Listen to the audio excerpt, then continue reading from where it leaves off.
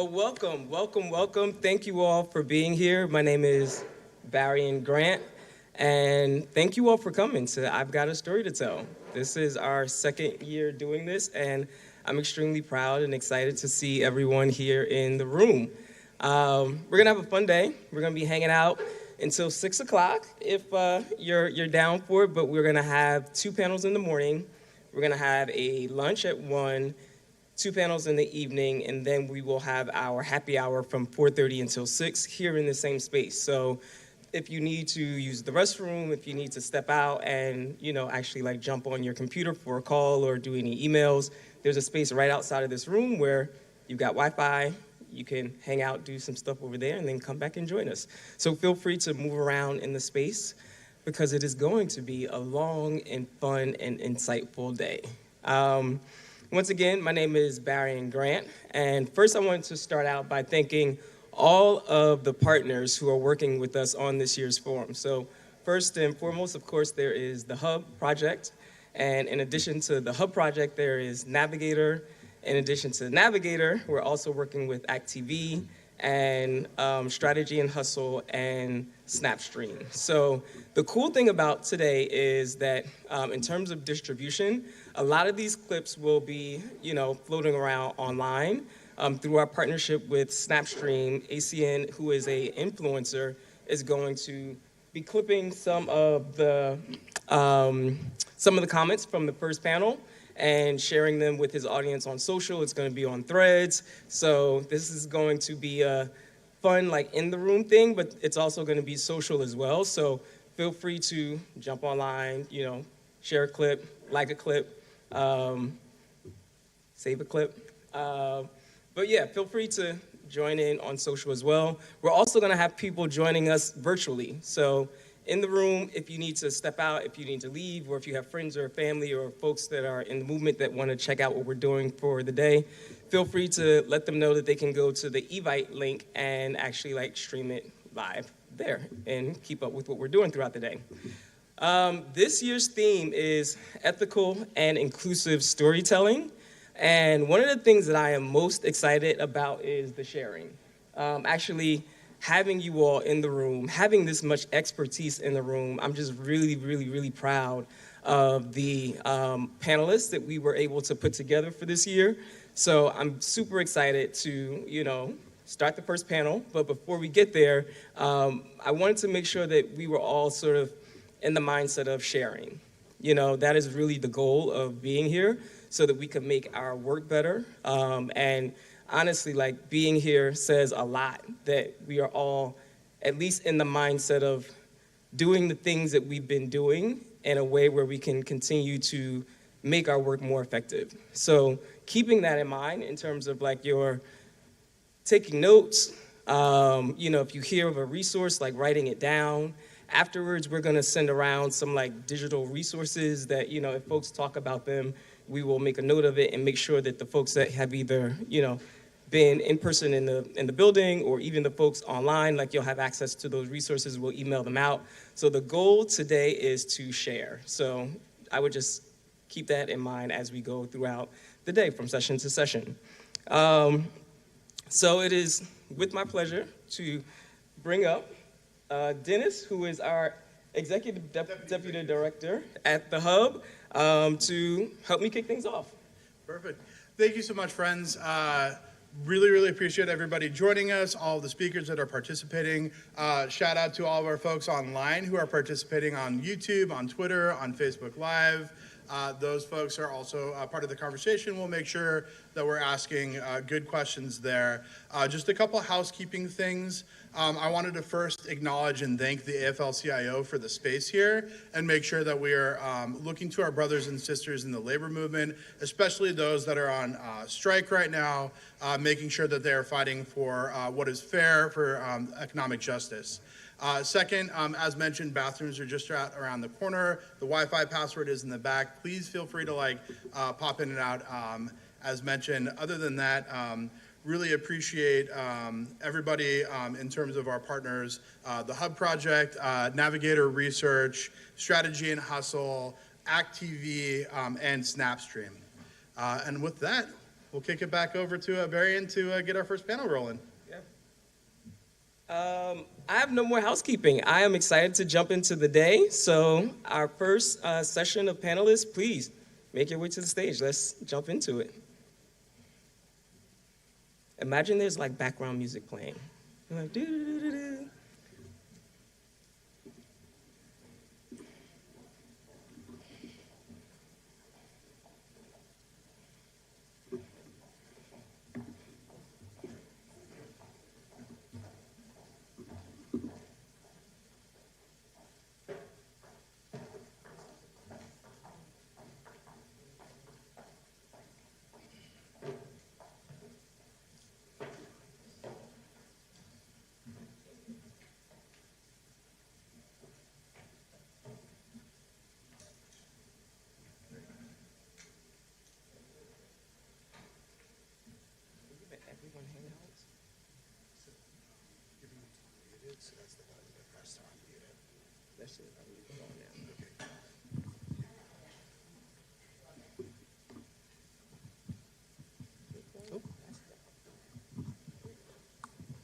Are we using this one as well?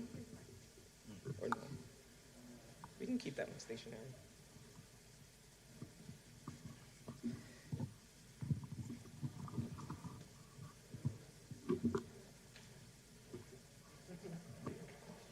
All right. Thank you all for joining. I'm waiting for a microphone, but as we are... Oh, okay. Thank you all for joining. I'm excited to have you all with us and to kick off this day. The title of this first panel is My Story Moves the Needle When I Have a Seat at the Table. The when I have a seat at the table part is the part that I really want to get into. And I would love to talk about this in a couple different ways. Really talking about having a seat at the table in terms of in executive spaces, you know, in the spaces that we work in. But then also having a seat at the table in terms of the work that we put out into the world, you know, the representation, actually like people seeing folks that look like them, that have similar experiences to them, when we're talking about the work that we do for campaigns and actually like publicly sharing or storytelling or all of the things that we do, making sure that when people look at the work, that they feel reflected in it. So can we first start with a round of introductions so everyone knows who you are and which organizations you're representing? Good morning, I think it is still. I'm Tristan Wilkerson. I, while an Arkansas native, have been in DC now since 2010. I am the CEO of TR & Co., Think Rubrics & Company. We're a social impact firm that practices social innovation. We're really just a team of creative strategists and, you know, intelligent misfits who really do look to bring marginalized communities into the middle of public discourse and dialogue. And that's what centers and grounds our work. And I'm really pleased to be on this esteemed panel today. Thank you. Thank you. Good morning. It's so nice to be here and to be here on the stage with all of you. My name is Christina Coloroso. I'm Executive Director at Analyst Institute. We are the centralized research hub for the progressive and civic engagement community. And I'm very excited for this conversation this morning. Thank you. Hi, everyone. Melissa Morales. I am the founder and president of Somos Votantes and Somos PAC. We are a set of Latino-focused organizations that really were born out of an idea or a question of what could our government, our policies, our country look like if people like my family, the people who lived in the community that I grew up in, really believe that government can and should work for them. How would that shift the conversation? And so that's exactly what our work is focused on. And I'm excited to be part of this conversation today. Hello, everyone. Thank you so much for all the organizers here that helped put this together, amazing panelists, and thank you to AFL-CIO for hosting us.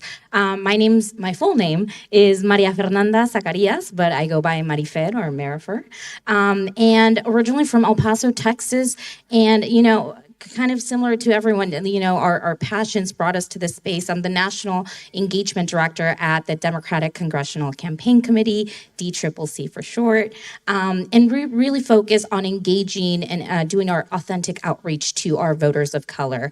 So very excited for this conversation.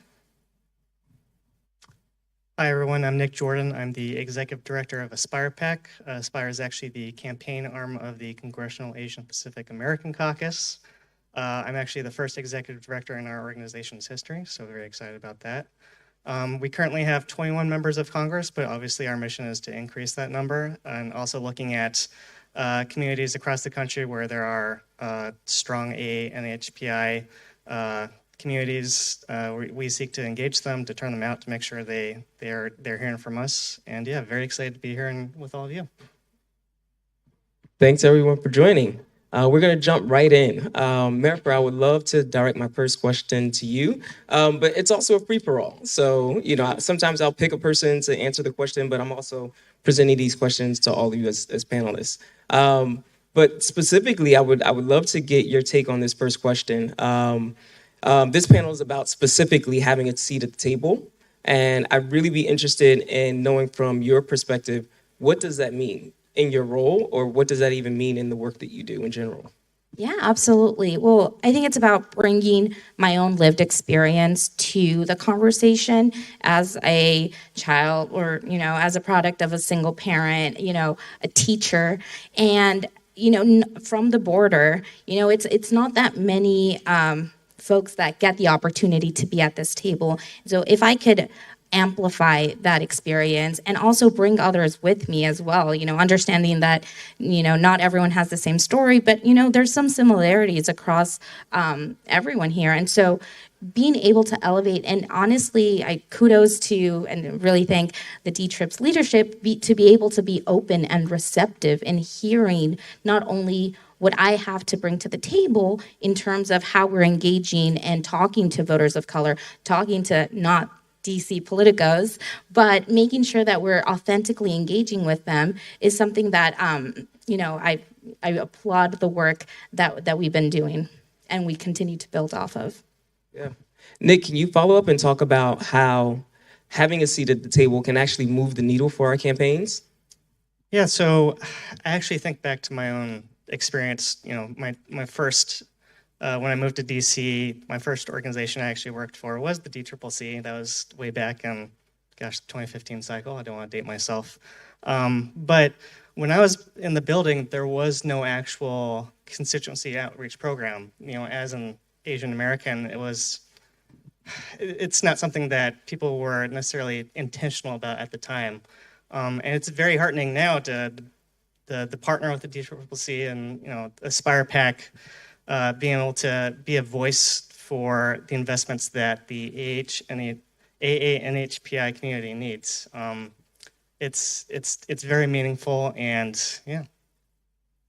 What can you say that you're seeing now that you weren't seeing when you were starting in your role in terms of making sure that people have a seat at the table and that these campaigns that we're working on are actually inclusive?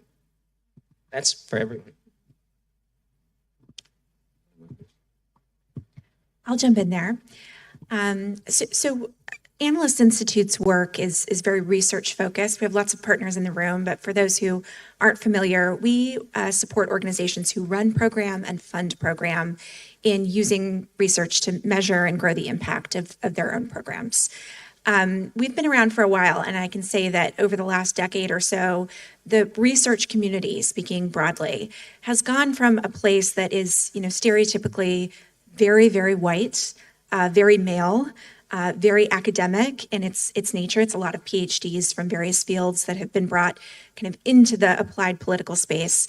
It's gone from that kind of mode to a more inclusive and accessible, as we like to think about it, research table that we really do try to make open to all. And there are two reasons for that we're very focused on.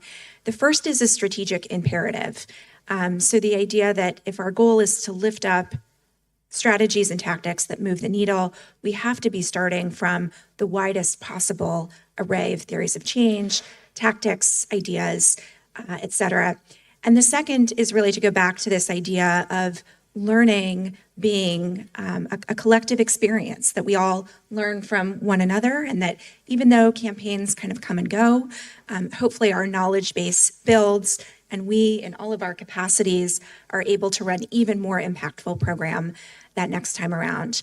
So for our perspective, that shift in the kind of research landscape and the new kind of non-traditional, if you will, ideas that have been brought to the table by virtue of the learning table being more expansive and accessible has been a really big change that we've seen. It's something we're very proud of and something that we continue to push into because there's a lot more room to grow.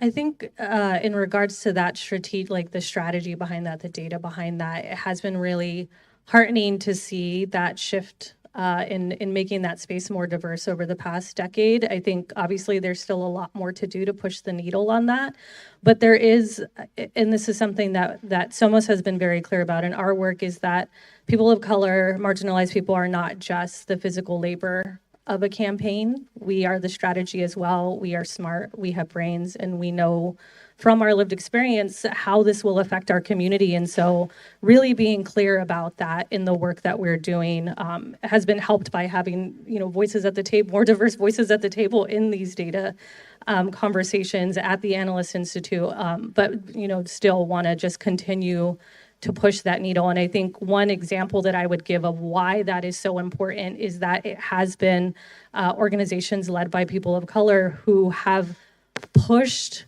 on targeting to say that we have to be engaging voters who are in that lowest propensity, that 0 to 10 bucket, voters who we don't traditionally think of as being voters, who we often get told aren't worth the investment because they're not going to vote anyway. And the example I will give is Somos heavily targets that group in the 0 to 10. And last year in Nevada, we of just Latinos we engaged in that bucket, over 8,000 of them ended up voting, and that was larger than the margin of victory in the U.S. Senate race. And I'll just add a little bit.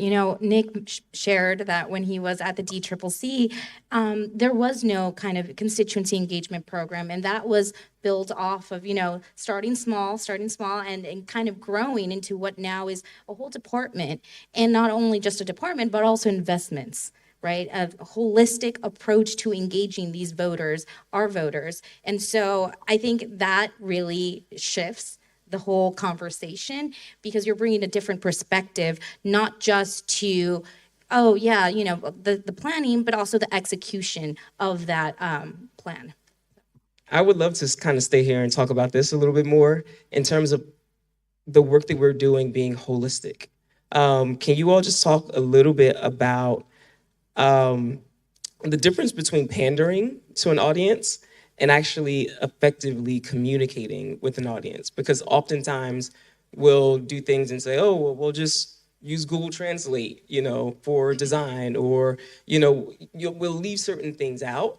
But when we have, folks that are actually running these campaigns that, are members of these different types of communities that we're looking to engage with, that work shows up very differently. So can you talk about the difference between pandering and actually effectively engaging audiences of color, and, how you're doing that in your work? Yeah, I'll jump in here. I think one of the things that we focus on at TR is less being concerned with demographic, race, gender, the things that we all know, and really understanding culture and harnessing the transformative power of culture and building community around an identity whereby cultures can share values. That's sort of really how we approach this work. Because the idea for us, and my team will tell you, we don't do performative anything, especially performative Blackness, because we are, we have to represent the very same, we have to be able to understand who we're communicating to. So this notion of really understanding the difference in the cultures that we are trying to speak to and with, and the goal to build community around it, rather than saying, all right, we've got a universe of voters we want to move, we've got a community of voters that we're trying to engage. That reframing allows us to understand who are the credible messengers that have the influence and can move these particular audiences. And from a cultural vantage, it allows us to say, all right, let's really understand the nuances here. And if anybody has been to, and I'll just give you an example of what this looks like culturally. My fiance is and grew up Southern Baptist. I grew up Pentecostal. Now, while we live in community together, we have different experiences culturally when it comes to the Black church. if a campaign were to reach out and try to communicate with the both of us, or for example, to show up at our church and talk to us, might connect with one and won't connect with the other, although we're in the same household. It's important to understand where you are and who you're talking to. And I think that's the key, is to really wrestle with the shared values that cultures have that allow us to build community, because that's where the messaging in terms of authenticity actually lies.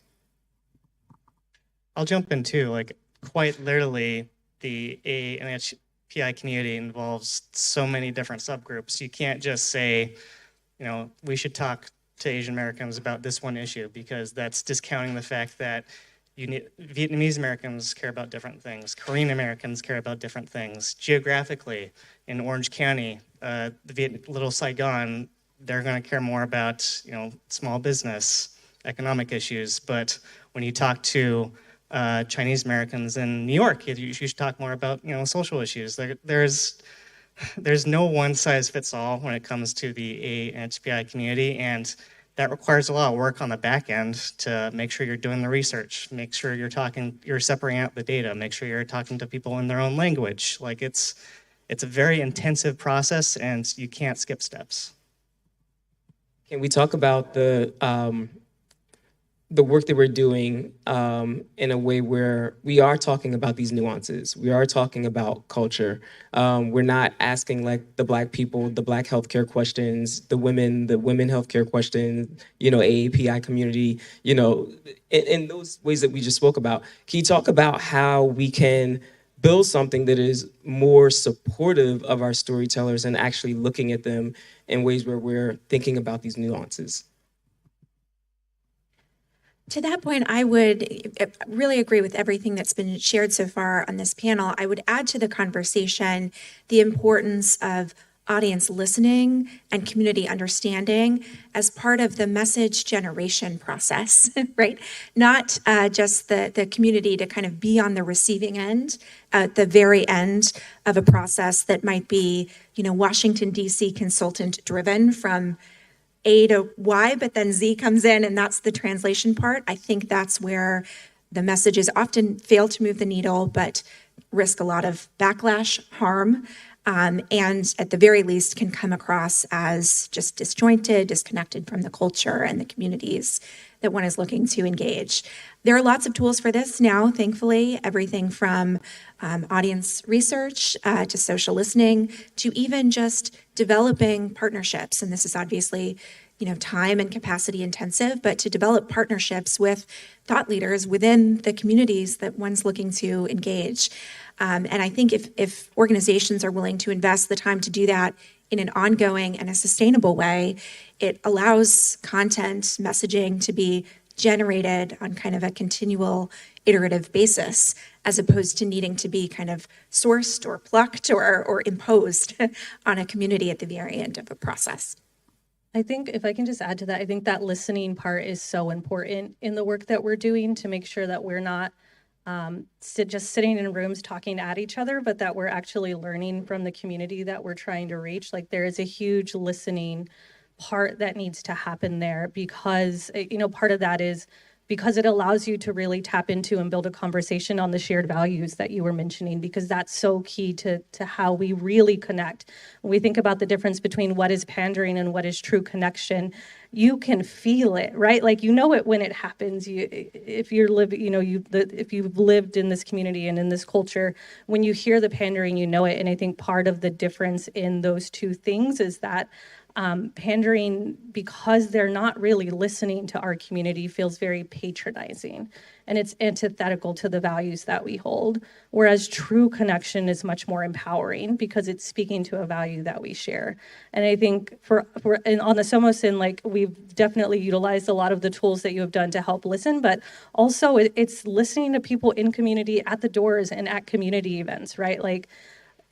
Thinking back to 2016 Florida, and shout out to everyone who was there, is we knew on the ground that something was up before the polling showed us that something was up, because you could feel it, you could hear it, and that only came through really listening to community.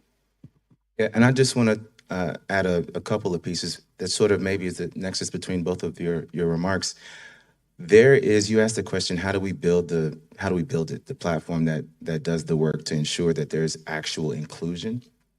Barry, and I think what happens often is we miss, especially in the progressive spaces, the tie that binds, the values. And what does that look like? Well, it starts with investment in it. You mentioned how we don't value low propensity, so-called low propensity voters. Well, hell, they're low propensity because we don't invest in engaging with them. And so if you ask me, first of all, I've got some low propensity voter friends, and I'm not getting paid enough to convince them that they're worth it and of value to be able to go ahead and participate when they're right. No one is actually doing the work to value their thoughts and opinions and their lived experience. And because we haven't sufficiently, I believe, invested in engaging, we completely miss the opportunity to develop strategy and to build campaigns that are wholly inclusive by centering in our minds, bringing folks from the margins to the middle. And that gives you better policy. It improves democratic participation. We see it on the economic participation front. And honestly, I don't know how many more elections it's gonna take for us to figure it out. Like, we need more people, poor, underserved, disadvantaged, distressed, to participate. Otherwise, we will continue to see outsized harm perpetuated, and we'll see results in elections that none of us really want to see, because we aren't really thinking through what it means to be fully enfranchised. And I think that's the thing. Values require investment, and that is what's been missing. Well, we've seen the results when this is done, thoughtfully, when it's done where we're actually like leveraging the data and the research, where we are working with our comms teams about how we should message these things to different communities. What advice would you all give to folks that are, at the executive director level, or folks that are working on campaigns in communities where it's a very small team, or their budgets are very limited? How do we actually make this argument to them to actually be included in this work by explaining to them how it can actually move the needle, but it's an investment, and actually like encouraging them to make that investment? I defer to the data, the science. Okay. I mean, I'll speak from the DCCC's perspective and kind of our mission to win competitive House races. And really, I think when you look at the battlefield, it's a majority minority battlefield, right? Over half is predominantly voters of color, populations of color. And so I think the argument, sorry, excuse me, getting over a cold. But I think the argument here is not so much as they're important, it's how, right? How we're engaging them, how we're meeting them halfway, how are we meeting them where they're at, right? We talk about a holistic approach. Let's go beyond just organizing and field. Let's go, obviously organizing wins races, but going into paid media, persuasion, what is your persuasion program? Being creative and thinking outside of the box when having these conversations with voters. And to your point of, sometimes, money's tight, and it is getting out there in the community, having validators, surrogates, community leaders be vouching for you or making that introduction to candidates, to campaigns. Apologies. But it's making that connection to make sure that, they're out there, they're listening, they care about the community, about the district, for me in my case. But yeah, I don't know if folks have other things to add. I'll be brief. I think there are two things that we've got to be mindful of when you say, how do we craft the strategy and do the convincing? Well, I think the first thing is to understand this requires building an economy of participation, all the aspects of it, right? And that will look different in different places.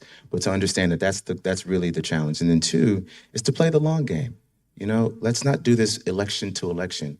But let's say we want to do the work of fully enfranchising our communities and marginalized communities over time to ensure that they go from low propensity voters to super voters. That's sort of the approach that I would encourage those leaders in the rooms who are struggling to make decisions is, let's just make sure that this approach is a part of your 10 and 20-year strategy, not this cycle's strategy.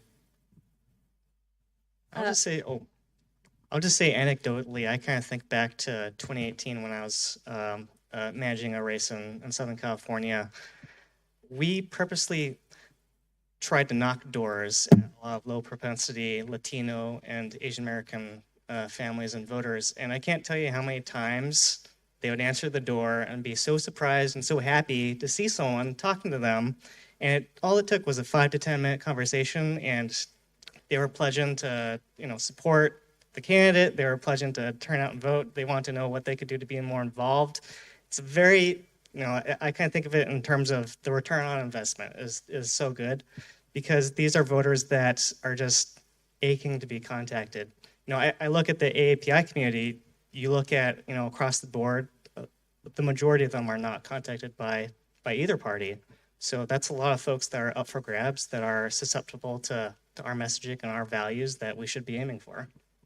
And I just want to add, I think for as a message to EDs of organizations who might not have budgets big enough to do all the things that they want to do is that just by nature of being an ED of that organization, you are bringing with you the voices of your community, and it is a community you know better than anyone else. And so just taking that to heart and really remembering that your budget might not be as big as others, but you have just as much expertise, you have more cultural competence, you know your community better than others do, and so your work is so important that it keeps going.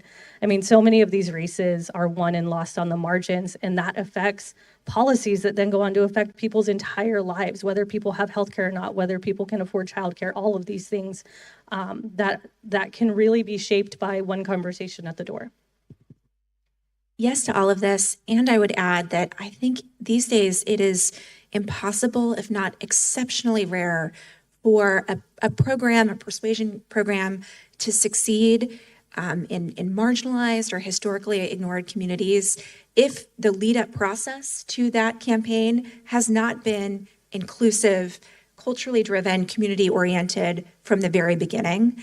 And with that in mind, for leaders of organizations, executive directors, I think the mindset shift that needs to happen is to no longer view this inclusivity focus as an add-on. It's not a luxury, it's a strategic imperative to make sure that you are truly moving the needle in the way that you desire. And if that's kind of the external component of this conversation, internally, what I think that means for leaders is to view this cultural and competence piece, this having staff who are from and rooted within the cultures and the communities. I think too often those are dismissed as, again, kind of luxuries. They're soft skills. They're not necessarily tied into the core strategic value of the program or the organization. And I would just really challenge that bifurcated mindset, because it's just not true. And the connection between internal inclusion practices and external inclusive and impactful program is just clearer than ever. I think the research makes that true, but so too do the examples of everybody up here. And I would really push us to challenge that mindset. Thanks everyone for the answer to that question. We are about to open it up for a Q&A. So if folks in the audience have some questions, this is your opportunity to ask questions of the panel. One thing I want to add to what you all said is just the beauty of just looking across this room and looking at this panel, right? Oftentimes we are, working on our campaigns or working for our, respective organizations with a very tight deadline with our heads down, right? And when we feel something, oftentimes folks just don't feel like, oh, I don't know if I'm at the level to actually raise the flag. I'm not quite sure if I'm gonna have support if I do raise this flag. But the beauty of this convening is to let folks know that there are also resources out there. There are people that you can reach out to and look at their work and then go back and say, okay, this is how I'm gonna approach this with my boss. This is how I'm gonna approach this with my executive director or my campaign director. So I just wanted to offer that as well, because that is also the point of convening folks, to let people know that there are allies in this work and people that are successfully doing it that you can reach out to. In terms of questions, anyone have a question? Don't be shy. I see some smiles, so smiles means that there's thoughts that are moving. Here you go. If you all can come up, I'll pass you this way. I'll pass you the microphone. Thanks. Thank you so much for all of your comments. I have a video production company, and our goal is to empower women both in front of and behind the lens. And we create, this incredible messaging specifically about reproductive rights. But what I struggle with is getting our messaging outside of the echo chamber. And I wonder, meaning, our messaging goes out to folks who generally are like, yes, we believe in what you're saying and what you do. How do you all get your messaging out outside of the echo chamber?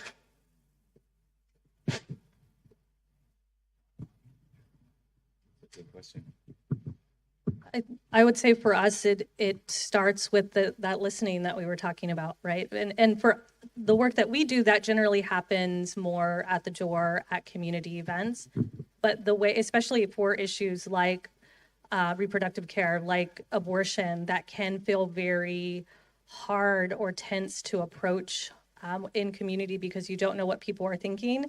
If you are listening to people and you're allowing them a chance to actually talk, it will come up, trust me, right? Like they're hearing about it, they have questions, they don't necessarily know what things might mean, how it might affect them. And so I think as much social listening, community listening as you can do, it is so important. And then what we found that really helps the message, like people to start echoing the message, is to echo the language that they are using to talk about it. How is community talking about these issues? We should be talking about that. We should be using the same language and the same words, because sometimes by the very nature of the terminology we're using, we're not allowing people to echo or repeat a message that we might want to get out there. Yeah, and I'll just add, beyond that, the social listening aspect, I mean, a lot of the research that we do, both qualitative and quantitative, kind of point to your point, kind of using their own language, kind of hearing from them. And honestly, when it comes to, I mean, we run a lot of persuasion paid media to voters of color, right, to the API community, to Latinos, to Black voters. And so understanding the nuances and trying to meet them halfway or making that connection for them, because oftentimes they don't understand or they don't think about how these issues affect them. And so making that connection for them, explaining it a little bit more thoroughly in a 15 or 30-second ad, but having those conversations, making those, connecting the dots for them is something that we've, really found success.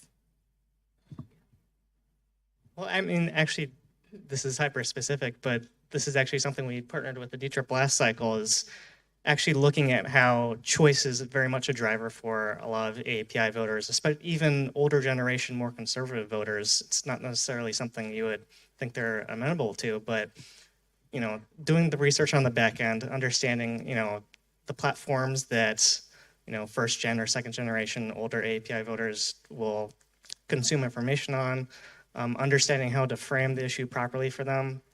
For the older voters, they view it less as necessarily a choice issue, but more of they don't enjoy the idea of government dictating their own healthcare decisions.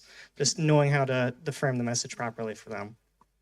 Well, I just want to piggyback on that really quickly, because that brought up for me something interesting we found with the Latino community as well, which again, there's traditional wisdom out there is like, oh, it's an unpopular issue we shouldn't be talking about, which is bullshit. But I think what was interesting for us is that when we frame the issue from a fear perspective, it turned people off, right? Like, this person's coming to do this to you. It scared people, and that's not a huge positive motivator, obviously. When we framed it as we need to come together to protect this, right? That's empowering. You're taking action to do something about this, and that was much more effective for us in the Latino community. That's great. Any other questions from the audience?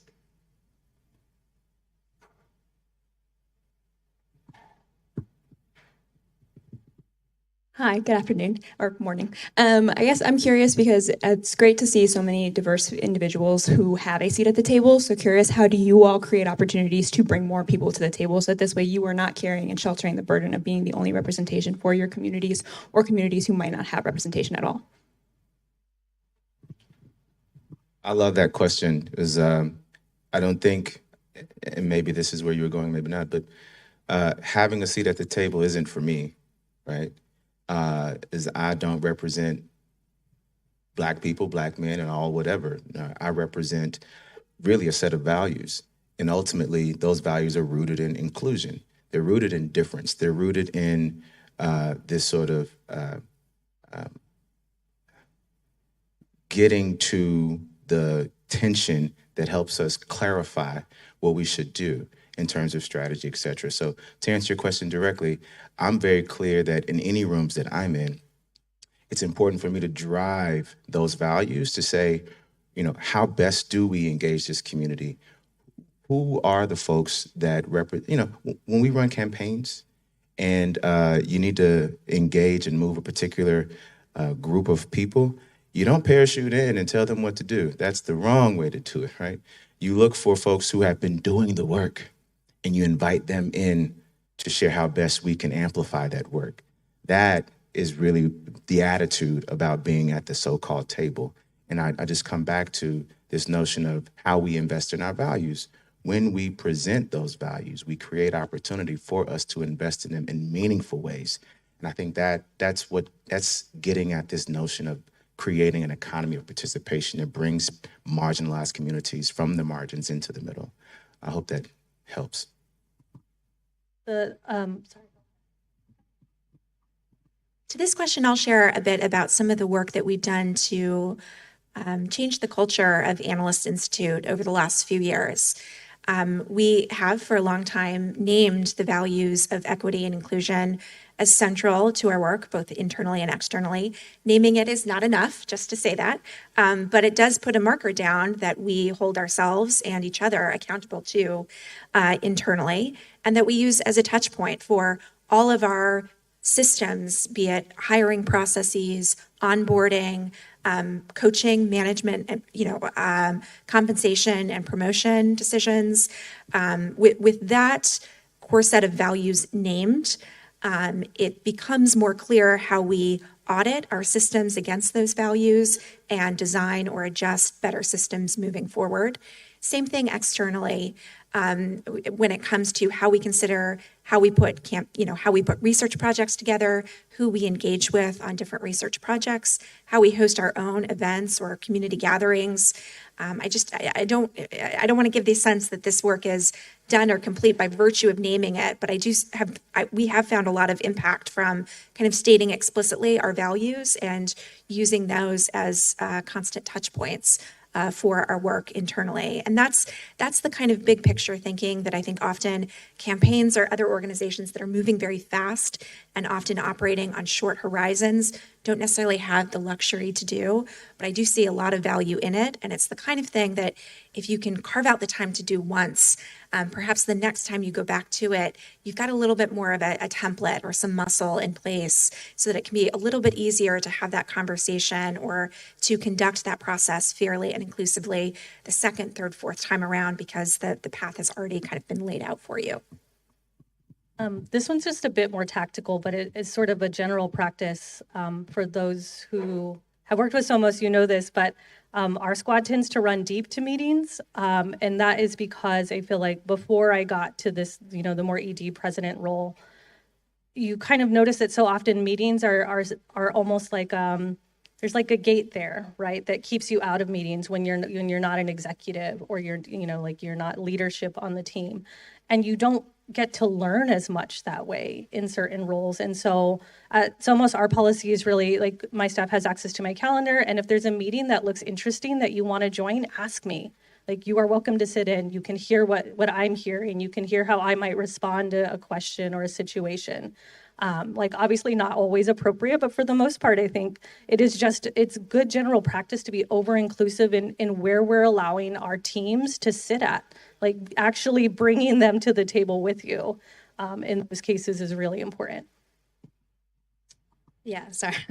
I'll just add, I mean, the DCCC has undergone kind of a series of iterations of like the engagement program and kind of what we do with around constituency. But I think it's also, I need to give kudos to them for expanding not just the hiring practices around the engagement or constituency specific work, but beyond that, right? We are building a very diverse team, even outside of my own, constituency focused program.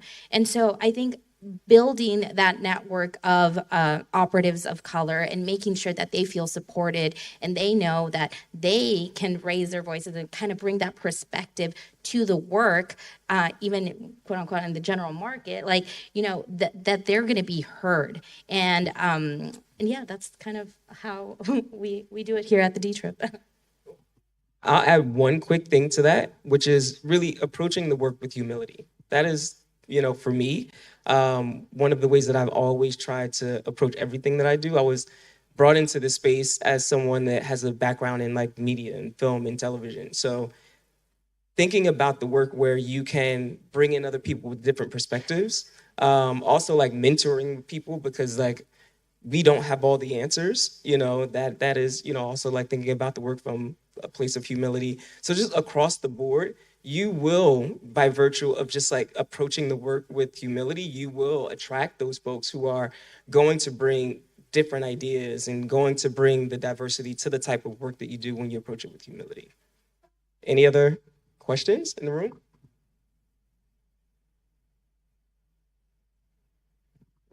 All right. Well, that's it. Thank you all so much. Thank you for the questions. Nick, Marifer, Melissa, Christina, Tristan, thank you all so much for participating. Thank you for sharing your knowledge. Thank you for being here. And please network and hang out with folks in the room and keep doing what you're doing. Thank you so much. Oh, yes. Socials? I'm on a social media fast, but you can follow TR and Co on LinkedIn primarily, and then every other social space. There you go. You can find Analyst Institute at analystinstitute.org. We're kind of old school like that. To get full access to all of our research, trainings, reports, et cetera, sign up to join the Analyst Group. It's our completely free to join network of researchers, experimenters, programmers, and funders. You can list my name as a reference and we'll fast track you into the group, but that'll give you instant access to everything that we've got to share. Website for Somos is somosvotantes.com. You can also find us on all socials at Somos Votantes. Yeah, D-Trip is dccc.org. You can find us on Facebook, Instagram, Twitter, or X.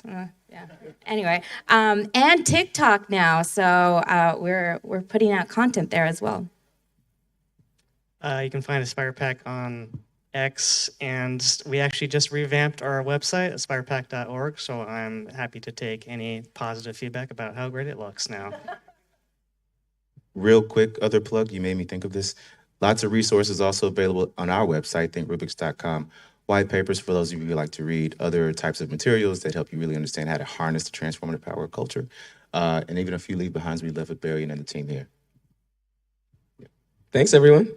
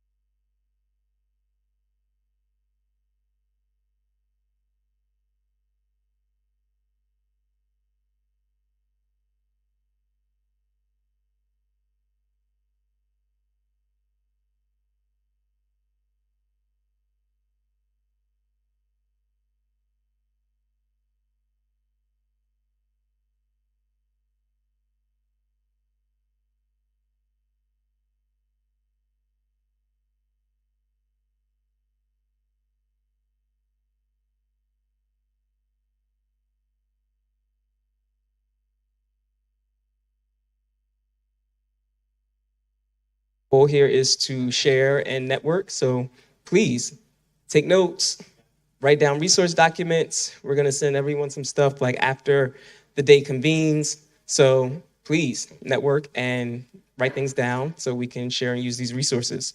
Up next, we're gonna have Ian Smith, who's gonna be moderating our panel. It is called My Story Ethically Changes Public Opinion. So without any further ado, Ian and panelists, come on up.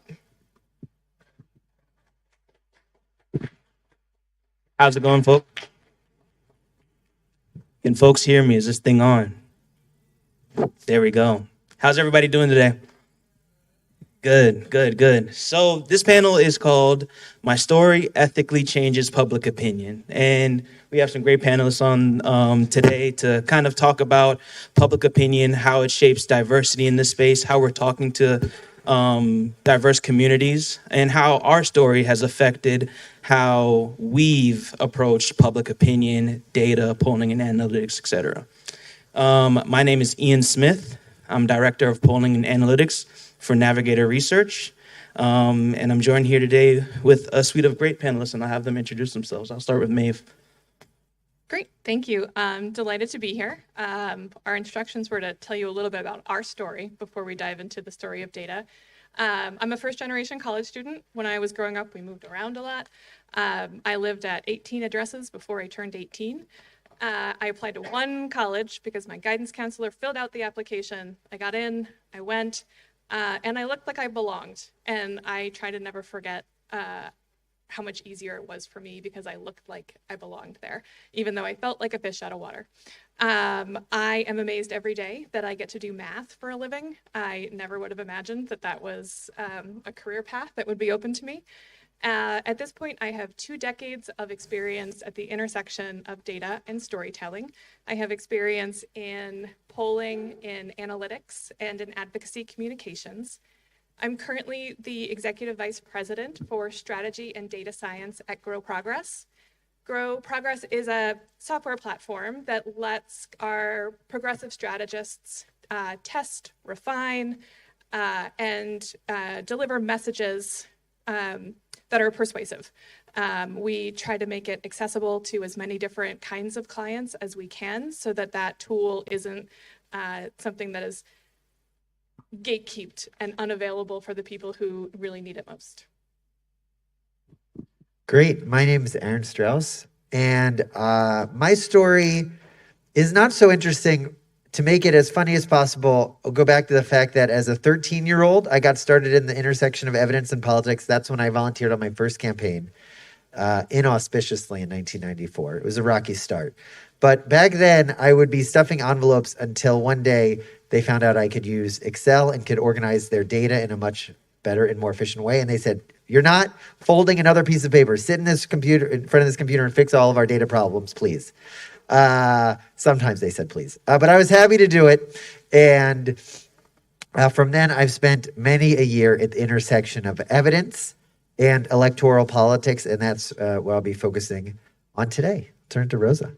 Yeah, thank you. Thank you guys so much for having me as well. Thank you, the hub. Rosa Mendoza from Global Strategy Group. I'm a vice president at GSG. My background is actually also very similar to everybody's background here, but very data driven. I actually was going to become an economist, and then the Obama campaign came through, decided to intern, and fell in love with politics. I then went on to work for the Obama campaign, went on to be a field organizer and field deputy director and so forth and so on for multiple campaigns, but really fell in love with data and analytics because it was the intersection of both politics while also kind of data-driven solutions that I was really looking for. Was at the DCCC with a whole lot of other people that I see on the crowd for both the 2016 and the 2018 cycle when we took back the House, thankfully. And then was Chief Analytics Officer for Kamala Harris's presidential bid before joining Global Strategy Group. I have done research for multiple years now at this point, but most of my research is really focused on both congressional campaigns as well as issue advocacy, particularly when it comes to the nonprofit space, on issues like healthcare, issues like immigration, as well as the environment and the economy. Thank you so much. Thank you. Liz? Hi, everybody. The summer before I started my PhD program, I went to a luncheon hosted by Eva Longoria, and she told us a story about why she was doing her master's in Chicano studies. She talked about how the people who support you, the people who support immigration reform, they don't care about the stories you have to tell about your tias and your abuelas. You need to show them how immigration impacts their communities in their language, which, she said was economics, right? You need to talk to people about the impact that immigrants have on their communities. And that luncheon changed what I studied in grad school, because I am at heart a storyteller. That is what my career was until I went to grad school. And hearing her give that speech really showed me that I needed to do quantitative work. And I use that every day in my job. My name is Liz LeBron. I'm the research manager at Voto Latino, where I tell stories through data. And I'm so grateful that I started out as a storyteller, because I never, ever lose sight of the fact that data is people. It's people that we're talking about here. So that's really how I got my start. And all of that storytelling that I did for 2 decades before I went back to grad school is just enhanced by the data. And I'm so happy to be here to talk to you about how I do that today. Happy to have you here. And before we get into questions, I'll do a little intro for myself. My name is Ian Smith, Director of Polling Analytics for Navigator Research. I'm a New Yorker. I'm a first-generation American, but I consider myself to be Jamaican. I'm from Queens, and that upbringing, watching the struggles of some of my family members trying to immigrate to the United States. My father was deported when I was in high school. That upbringing was inherently political. I fell in love with data through putting together huge packets of polling for Chuck at the DSCC. Kind of getting those insights was valuable. From there, I went on to Cory Booker's presidential campaign, where I kind of got more into analytical work. But thank you all for sharing your stories. Speaking of stories, right? As Liz mentioned, our work is driven by stories, right? Like, we're kind of the ones who are going into, obviously the organizers as well, and folks are talking, but we're kind of pulling stories at aggregate and telling our clients, our campaigns, what stories folks are telling us, what they're hearing, and how to change and impact the narrative more broadly for these candidates and campaigns. How has your story, your experience affected how you approach that work? And how does storytelling drive your work specifically? I can start if y'all want me to. I guess the first thing that I'll say is we have now spoken ad nauseum for a couple of cycles, thankfully, about the fact that the Hispanic and Latino community is not a monolith. And that is something that I experience on a daily basis with my friend group. When I have Mexican Americans, and I am by myself Venezuelan, but Colombian Americans and Cubans and Puerto Ricans, in which we do not understand each other's dialects when we're even having a conversation in Spanish. And yet we have to stop ourselves and say, wait, actually, can you translate that one in English so that I understand what you're saying? So within that, I've applied a lot of just my overall thought process from my friends, from my family, from friends within the community, to research and the way in which I conduct research both nationally and regionally, particularly in states in which, again, the Hispanic and Latino community is not a monolith at all. And so making sure that we are not ignorant of the different dialects, but also not ignorant of the different tones that we need to utilize when talking about different issues within these communities. But that's just one example of a plethora of examples, but I thought that would be useful. Totally. So I think telling stories is so important to our politics. I am not an expert in getting political change, in changing the narrative. I'm an expert in winning elections, specifically turning dollars into votes. And really, today, I have 3 stories to tell about winning net votes. And I think they go into the 3 categories of where I most see people attempt to win elections through persuasion, turnout, or voter registration. So let me start with the turnout. And if we get to the others, that's fine. If not, that's fine too. I just think a lot of this crowd come about a year from now will be really focused on turning out as many voters as possible in 2024. So let me tell you a story. Cast your minds back to the wonder years of 2012, when people still picked up their phones to answer surveys when folks called. And there was an amazing versioning of this new tool called in-cycle testing, or the Experiment Informed Program, the EIP. And maybe you were even in this room back last decade and hearing from folks like Todd Rogers say how we could divide voters into treatment and control groups and test our treatment, our mail, our ads ahead of time and see which ones will persuade them more and get them to vote for us more. And it worked amazingly well. It validated. It was a revolution in the persuasion space. It's why organizations like Grow Progress exist. It was fantastic. And people said, well, if it works so well for persuasion, let's apply it to turnout. Now, the problem there is that for persuasion, you can ask, who are you planning on voting for? Obama or Romney? But you can also ask, and that's a pretty good self-report of what they're feeling. You can also ask, do you intend to vote? What's the likelihood of you voting? Are you enthusiastic about voting? Do you fear that the other side will win? There are lots of questions like that you could ask to try to apply in-cycle learning to turnout to know exactly what to talk about right before election day with your GeoTV messaging. The question was, would that validate? Would those metrics, those questions on a survey, correlate to changes in behavior in the real world? Did the research, and the answer was no, they do not. And it is really quite unfortunate, and it's a stumbling block. And here is where the ethics of the panel come in.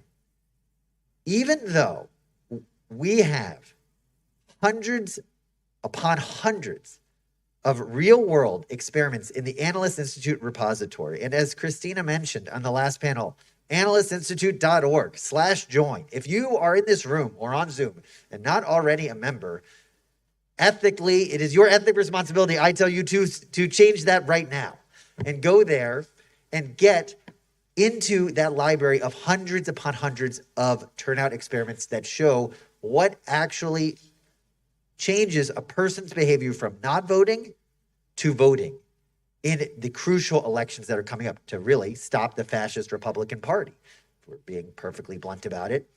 And too often I see people out there in our community trying to do the easy thing, which is, I have a fun message that just came to me, a shower thought, and I was like, oh, I want to test it. I'm going to put a treatment group and a control group. This is going to be so motivating, this message. And I'm going to ask people after they hear the message or not, do you plan on voting? Or how enthusiastic are you on voting? And I'm going to get that result, and it's going to be positive, and therefore I'm going to run with that GeoTV message, and I'm going to run with it in October and the beginning of November, and I'm going to move people's votes. Even though the evidence, the hard evidence of real-world tests in the Analyst Institute repository would say that's not the best way to increase votes. That's not what you should do. I see too many people shortcutting the hard truth of what those gold standard tests tell us, and instead doing the easy thing. And that's my story about how to ethically use your story in your line of work. And please go to the gold standard evidence and base your turnout programs on that, and you will net a lot more votes, and we will win a lot more elections. Thank you. I would also like to win elections. I went to elementary and middle school in the 1980s. Shocked face. That meant that as a girl, people assumed I couldn't do math. And then when I got to college, people assumed that I would belong there because I looked like I belonged there. We are all, to some degree or another, the assumptions people made about me were very benign. Others have much more harmful assumptions made about them. And data is the best way to challenge assumptions, benign or malicious. When I started doing this work, almost all decisions were made by middle-aged white men and their guts. We have moved a long way from that now. We make a lot more decisions based on data, and that is all for the best. Very cool. Thank you. Liz, Rosa? Yeah, so Aaron, I think you're a much better storyteller than you give yourself credit for. So I would add to that, when you're looking at data, it's important to remember that, yes, data can tell you the direction that you should go, and, there's best practices, but there's more to it than that. At the core, you're still talking about people. And I'll use myself as an example. We just did an experiment in 2022 with the Analyst Institute, plug for the Analyst Institute again. And one of the treatments was not successful, right? And somebody at a conference where I presented this work said to me, "Oh, you refer to Latinos as Latinos. What if you had called them Tejanos?" Of course, thinking back on it, duh, right? But all of the data suggested that the treatment we had should have worked, right? But it's that nuance that Rosa was talking about, right? That you really have to get into. And when you're telling stories through data, you have to remember that you're still talking about people, and there's always bias in some way, even in the data. So it's a combination of things. And of course, you should look at best practices, but there is a little bit more to it than just looking in to see what best practice is. There's more to it than that, especially when you're talking about marginalized communities that are not as well understood and maybe not as well represented in some of the repositories and some of the data that you're looking at. That's helpful. Thank you.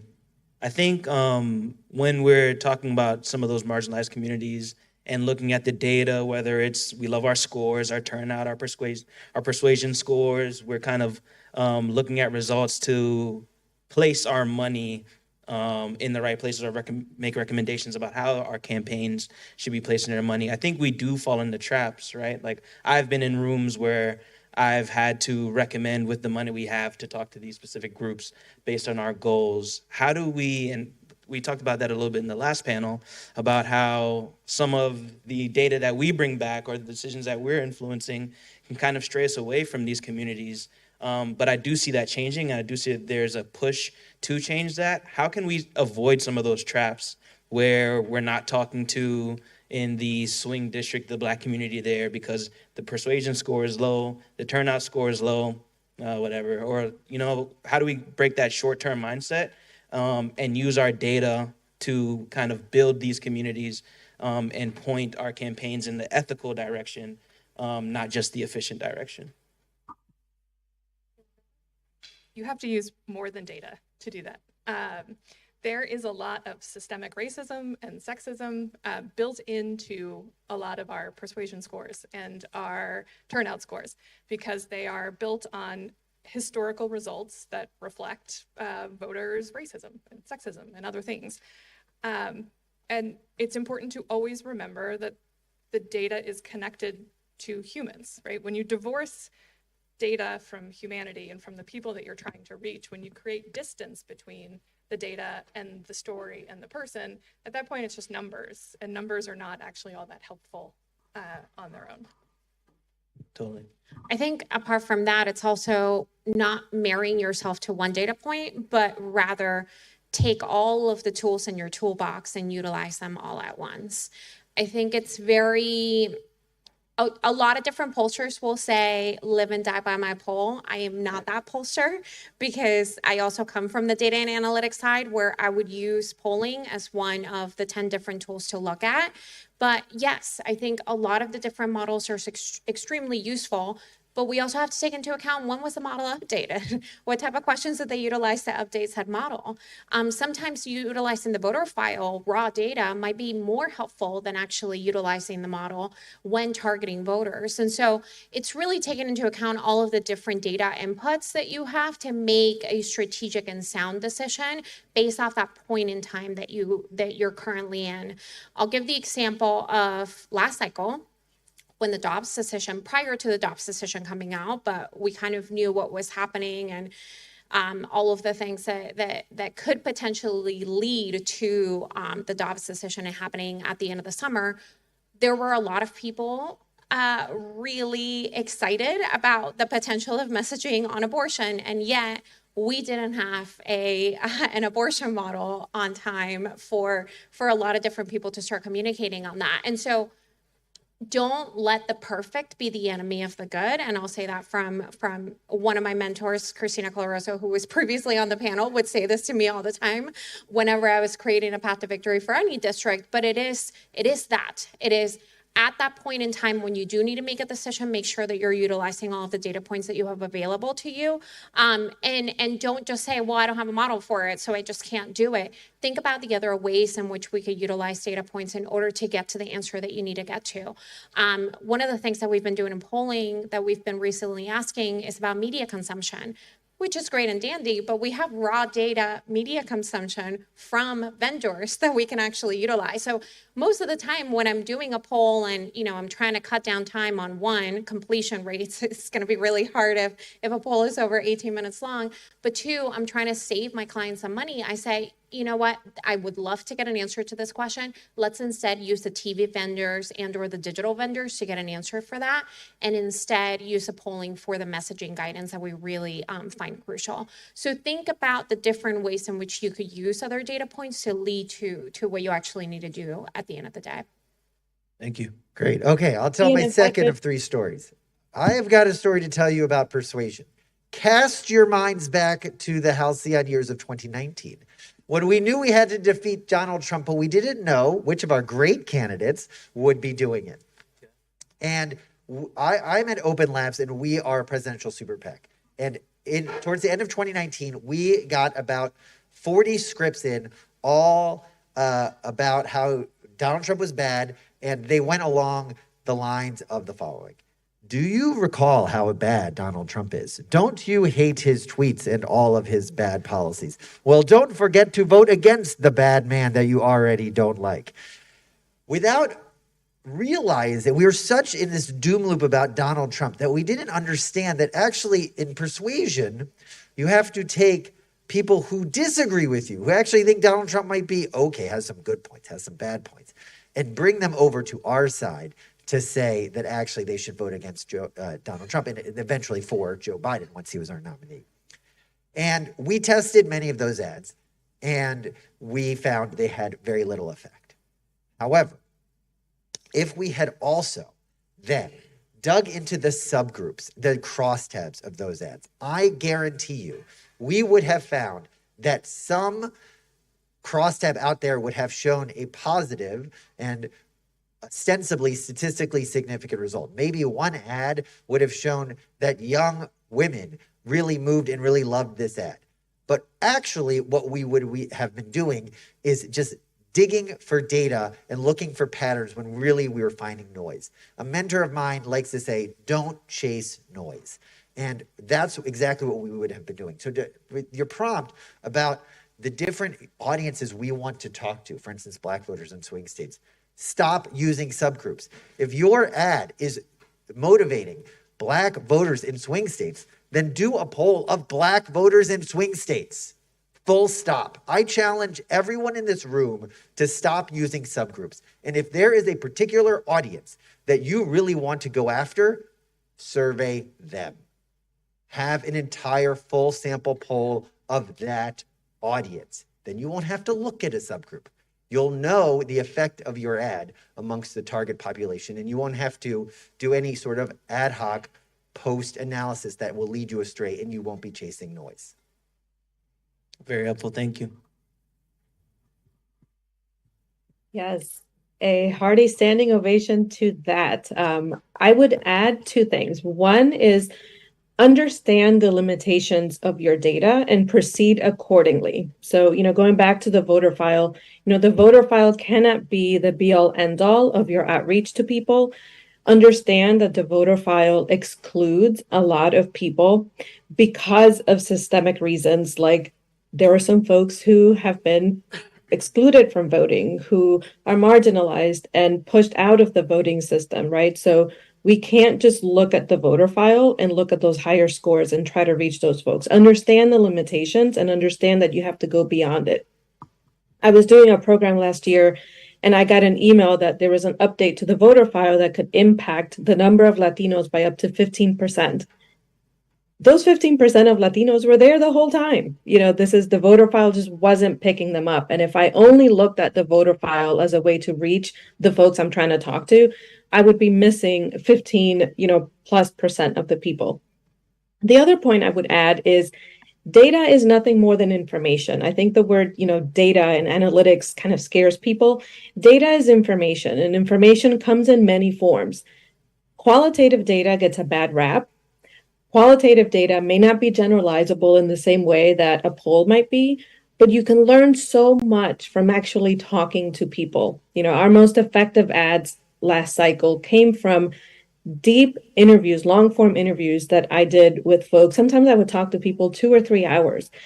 Did I learn something that applies to Latinos at large? Maybe not. But you know what? In those conversations, people used phrases and lingo and slang that maybe I hadn't heard of. Maybe a particular nationality within the Latino community uses a phrase that I'd never heard of. And I would miss that if the only type of data I looked at was polls. So, it gets a bad rap. There are people who really sort of turn up their nose at using focus groups or, doing interviews. There's so much value in there. And if you're trying to reach communities that we don't often talk to and who are not often represented in the data, doesn't it make sense to actually sit down and listen to them and see what they have to say? Can I add a follow-up to that? Absolutely. And I think Christina alluded to this on the last panel. I incredibly strongly agree, and particularly at the beginning phase of a research project. So doing those in-depth interviews and really understanding people's motivations, their values, before you launch into a large-scale quantitative study makes the quantitative data that you're able to collect so much richer and so much more meaningful and so much more connected to the community that you're trying to talk to. Absolutely. And we're talking a lot about talking to communities we don't traditionally talk to. And some of that is a money problem. Some of that is a complete problem, right? Aaron mentioned the great days of 2012. Where people apparently picked up their phones and answered surveys. Even automated. I'll argue with you on that one. Yeah, occasionally. That's a fantasy land to me. But for $75 an interview. Yeah, right. Love that. But generally, when we're talking about talking to young Black voters, young Latino voters, young AAPI voters, across the spectrum, it's very expensive because it's very hard to reach these folks, right? So that's kind of a challenge we're dealing with. How do we improve that? How are we addressing that? What are some of the tactics you all are using to reach those audiences? Because traditionally, not only do we have to kind of, for a larger statewide campaign, use Aaron's method of maybe surveying the specific population, but then they find out that survey is double the cost. How do we kind of address some of these issues and get that data from the communities that we really want to talk to? Ian, do you mind if I start on this one? Absolutely. So you said something really important. It is expensive. But you know what's also expensive? Not reaching out to these people and getting folks in office who are, promoting fascist policies. That is a lot more expensive than running the poll you think you can't do and having the interviews that you don't think you have the money to have. So if we're talking about dollars and cents only, we are building in the bias against those communities. We have to move beyond that. Christina in the last panel said, this is not a luxury. Talking to these people is not a luxury. It is a strategic necessity. Credit to Christina at Analyst Institute for saying that. This is no longer optional. So if you think it's expensive to do that poll, think about January of 2021. How expensive was that? I love that.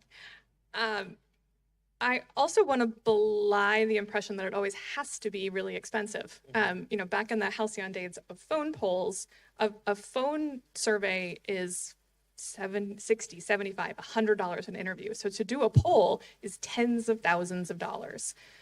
Now we have online polls, which have their own problems, to be sure. We can do that on a whole other panel, but we can also collect interviews for $3, $4, $5. They're not perfect, but it's better to talk to some people than to not talk to any people, as long as you have that mindset that this is not magic, this is math. I have to apply some common sense. I have to apply what I know about people on the ground, or what my client knows about people on the ground. Erin and I have a slight difference of opinion on oversamples. Grow Progress, we encourage people to do larger samples overall, but then look at the communities they're particularly interested in. It's sort of a trade-off between, do you spend a little bit of money on a lot of interviews, or do you spend a lot of money on a couple interviews? Either way, we do agree that you should focus on the people that you're actually interested in. But it doesn't need to be all that expensive. At Grow Progress, we can test a message for $500 and have results back in 24 hours. Where to start? Completely agree that it is extremely hard to reach each and every single community that we actually want to communicate with.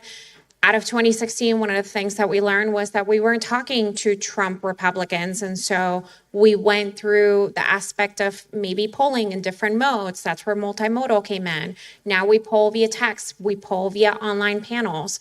We poll via still landlines as well as cell phones. Multimodal has now become an integral part of all of the polling, whether it's at congressional races or statewide races. I tend to agree with a need to do a focused poll on that community that you're genuinely wanting to gain insights from.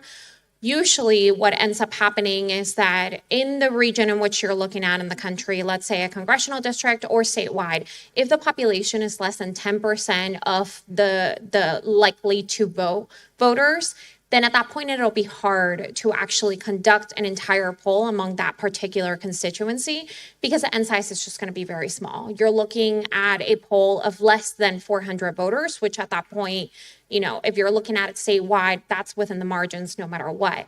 So instead, that's when I would actually say that an oversample is actually better. At that point in time, you should talk to your pollster to make sure that maybe in order to do the oversample, you go lower on the overall base poll sample size. Instead of 500, do 400 and see whether or not it can afford you the capabilities of actually doing an oversample among that particular constituency. I think you need to find strategists that are willing and flexible to think outside of the box with you on a lot of these things. I completely agree. Most of the time when I'm doing a poll for most of my districts and or issues, I am polling in communities that look like this room, communities that look like America. And that is because, one, yes, I'm very passionate about those communities, but also to make sure that I'm electing people that look like us to Congress so that the January 6th episode doesn't happen yet again.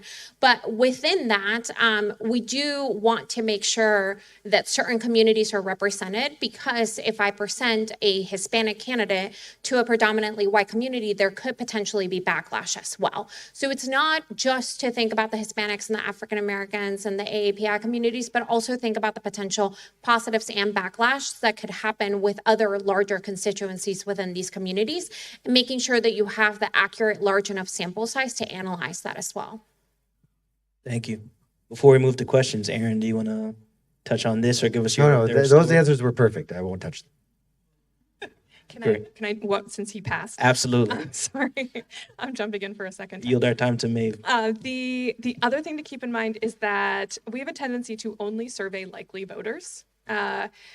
Because we can often identify them off the voter file. But when you only survey likely voters, you miss a lot of people who either aren't on the voter file at all, as Liz said, or we don't know enough about them, or they're about to be first-time voters.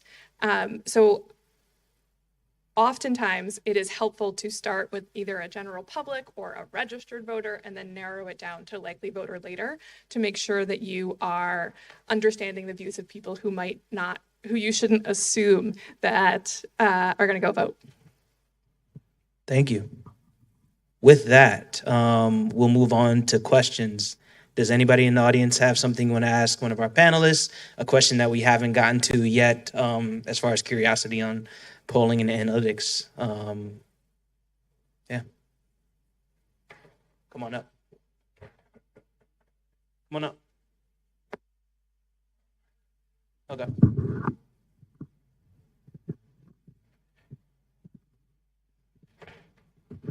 Hey, was not anticipating walking all the way up here, but and want to preface this by saying like we're big believers in qualitative and quantitative research. So that said, we make digital ads and it feels as though like the last couple cycles, obviously it's hard to discern like, you know, what's going on with polling, and given like stuff like response bias issues in the last couple cycles, and you know, when you're ad testing on online panels that are like paid, what are you guys doing this cycle to try to, you know, account for that in your modeling, and what is the industry doing essentially? That's my question. I can start. I can tell you a little bit about the way in which we're testing messaging, at least at Global Strategy Group. And this depends on the client. I think if we know that we're going to have a heavy digital first approach to our campaign and the way in which we communicate to voters, then at that point, we're very much including message testing that takes on a one sentence approach rather than the full paragraph long that it's usually a 30-second TV ad. And so we've been doing a lot of that. We've been doing a lot of testing on character traits as well, because we want to land the tone of whether it be a digital ad or a persuasion ad, TV ad as well. And so within all of that, I think if anything, I would put it onto the digital teams to say, right at the beginning of research, if it is going to be a primary portion of the budget for that campaign, then we need to make sure that the way in which we're utilizing polling actually attributes to what you guys are going to be doing at the end of the day as well. But yes, looking forward to even more testing on that front. But that's one of the ways in which we're doing it this cycle. So I have two answers. One, speaking for my friends at our sibling organization, Blue Rose, it is difficult these days to capture the full spectrum of American opinions because some of it goes down the QAnon rabbit holes. But we try to use the ground truth of the General Social Survey, GSS, and look at questions like belief of whether the Bible is the word of God or not, or the appropriateness of spanking a child. They have some really interesting questions there. They do a lot of work to really get the ground truth of what the American public believes writ large. And benchmarking on those is very helpful to make sure we get the low trust individuals or the people who might not be eager to take a survey. Second part, though, is if you're testing digital ads, well, don't do a survey at all. Test your ads in the real world with YouTube brand lift, for instance, and measure as applied amongst the people who are seeing the ad. And that solves a lot of your problem right there. Of course, that doesn't help you with horse race, so you do need the first part of my answer for that and what Rosa said too. But that's the end of the day. If you're testing digital ads, that's what I would do. A couple of things. What you mentioned is a real problem, but it's not a fatal flaw. I don't think there is still a lot of information to glean from survey research. Usually by the time you get to that kind of testing, you've made a decision, you're going up on the air. So to some extent, the stack ranking of how things tests is helpful all by itself, right? So you don't need to know that this particular ad will have this particular lift. You just need to know that this one seems to have a higher lift than the other one. You should also look for a vendor who does a lot of quality control on their online panels. They should be able to tell you what they do to screen out repeat survey takers, bots, all sorts of other things. And they should be setting quotas to make sure that as much as possible, the sample does reflect the real world. There's a lot of other things we can do, but that's the gist of it. And so I would echo what Maeve said, which definitely when I talk to vendors, that is a key for me is on the outset is how are you recruiting folks to these online panels? Who is looking at these ads? And, you know, I want specifics. I want to know exactly how are you weeding out, you know, bots and that sort of thing. But to Aaron's point, that's definitely what we are looking towards is really moving in that direction of testing things out in the real world versus doing online panels. But the panels are really helpful in weeding out the content that isn't moving in the right direction. So in the last cycle, we produced 10 ads, we tested them with Grow Progress, and then we figured out, okay, these are the few that do the most movement in the direction that we're looking for. The specific number wasn't necessarily the driving force, but we knew that this other batch, just didn't have the same lift. So then we moved those on into the real world. So a combination of those three things. Any other questions for the panel?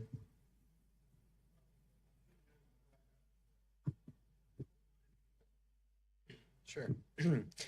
When trying to get large, well-powered samples of harder to reach communities, what are your thoughts on staying in the field for what would be considered a very, very long time to sort of power up a sample and trading sort of recency for sample quality and sample size and all of that? That is a great question, and my answer would depend on what what your goal is, what you want to know.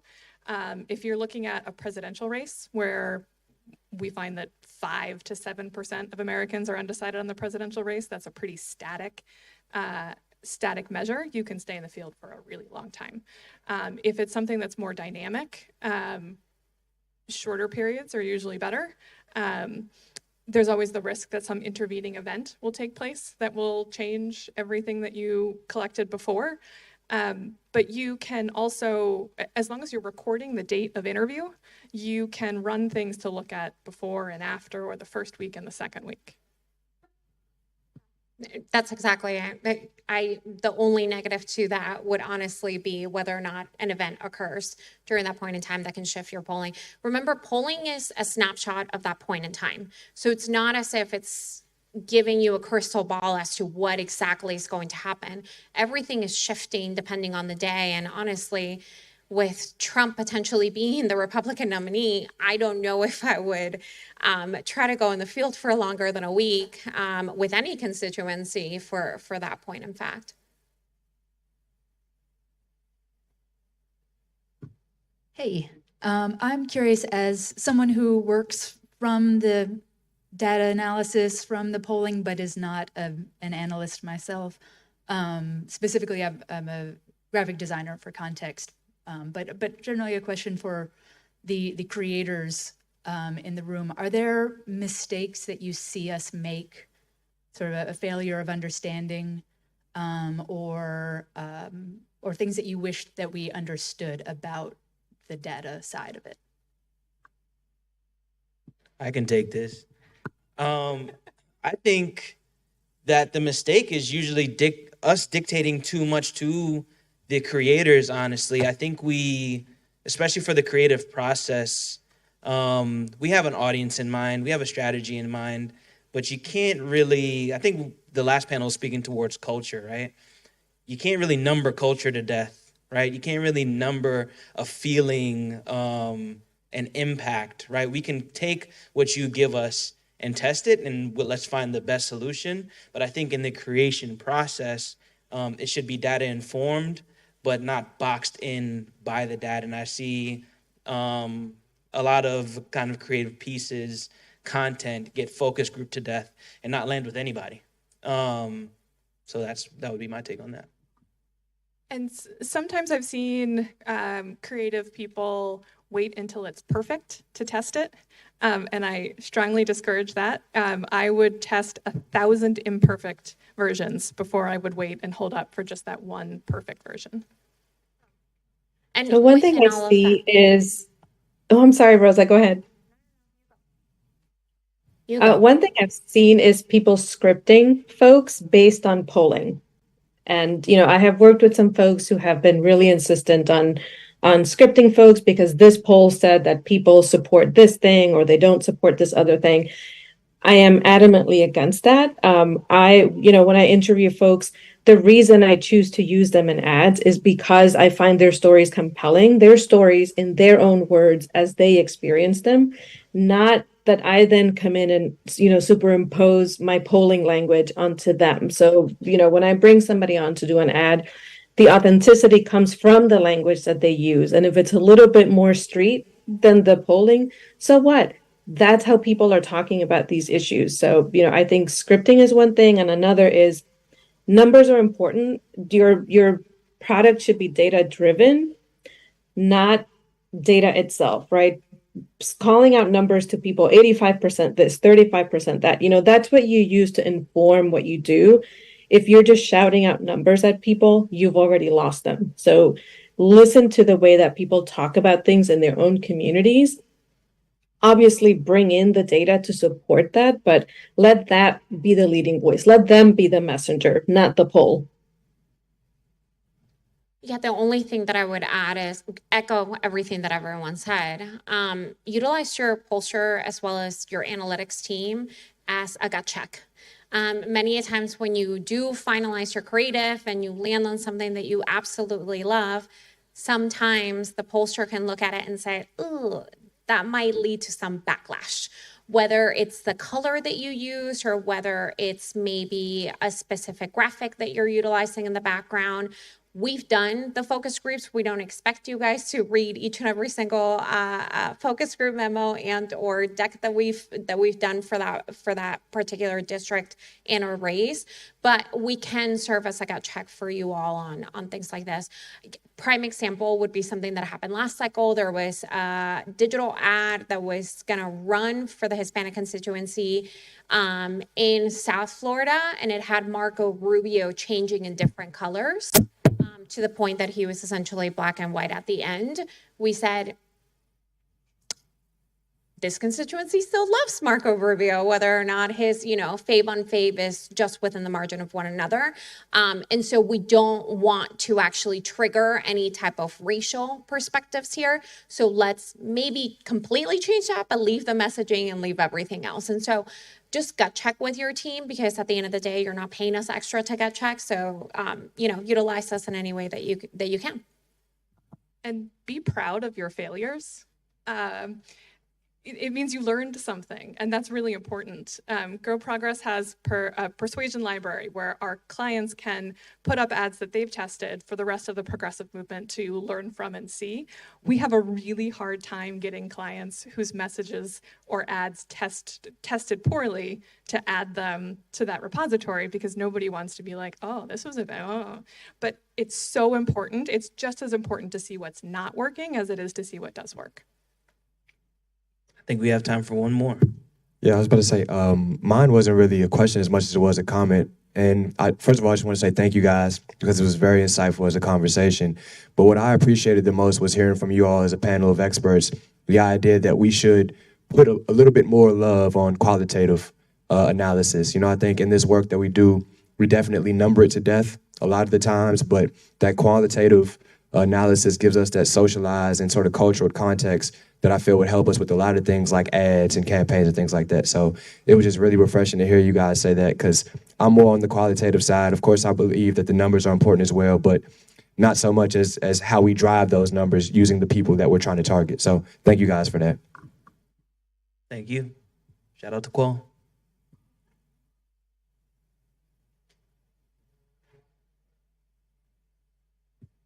Cool. Where can these folks be found?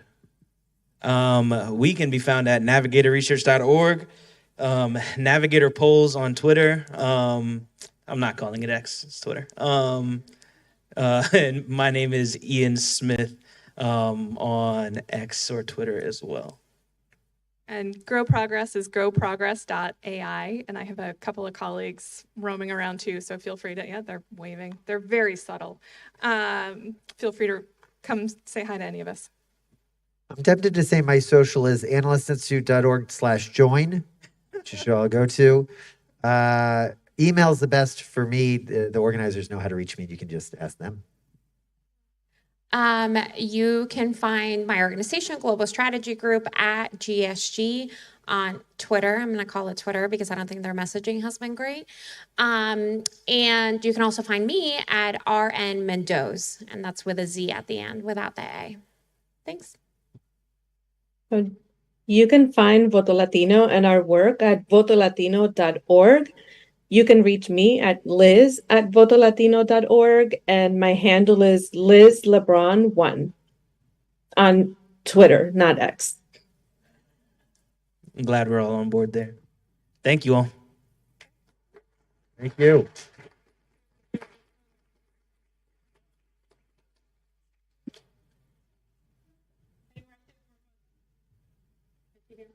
We're taking a picture, Liz. Liz, don't move. Freeze your frame. Okay. Okay. I keep the microphone in my hand? Or is that all? Yeah, that's all. Hold it like an Oscar. Hey, real quick, friends, for those of you in the room, lunch is prepped in the back. We're about to drop into our lunch break, so feel free to roam around the inside of the AFL. There's vegetarian and regular, or not regular, other options over there on that side. There's also cookies and there's leftover breakfast. Sodas are on this side. The coffee and tea will be refreshed, and we'll meet back here right at 1 o'clock. Sorry, 2 o'clock. Getting ahead of myself. Not 1 minute, 1 hour. We'll see you at 2 o'clock. Thanks.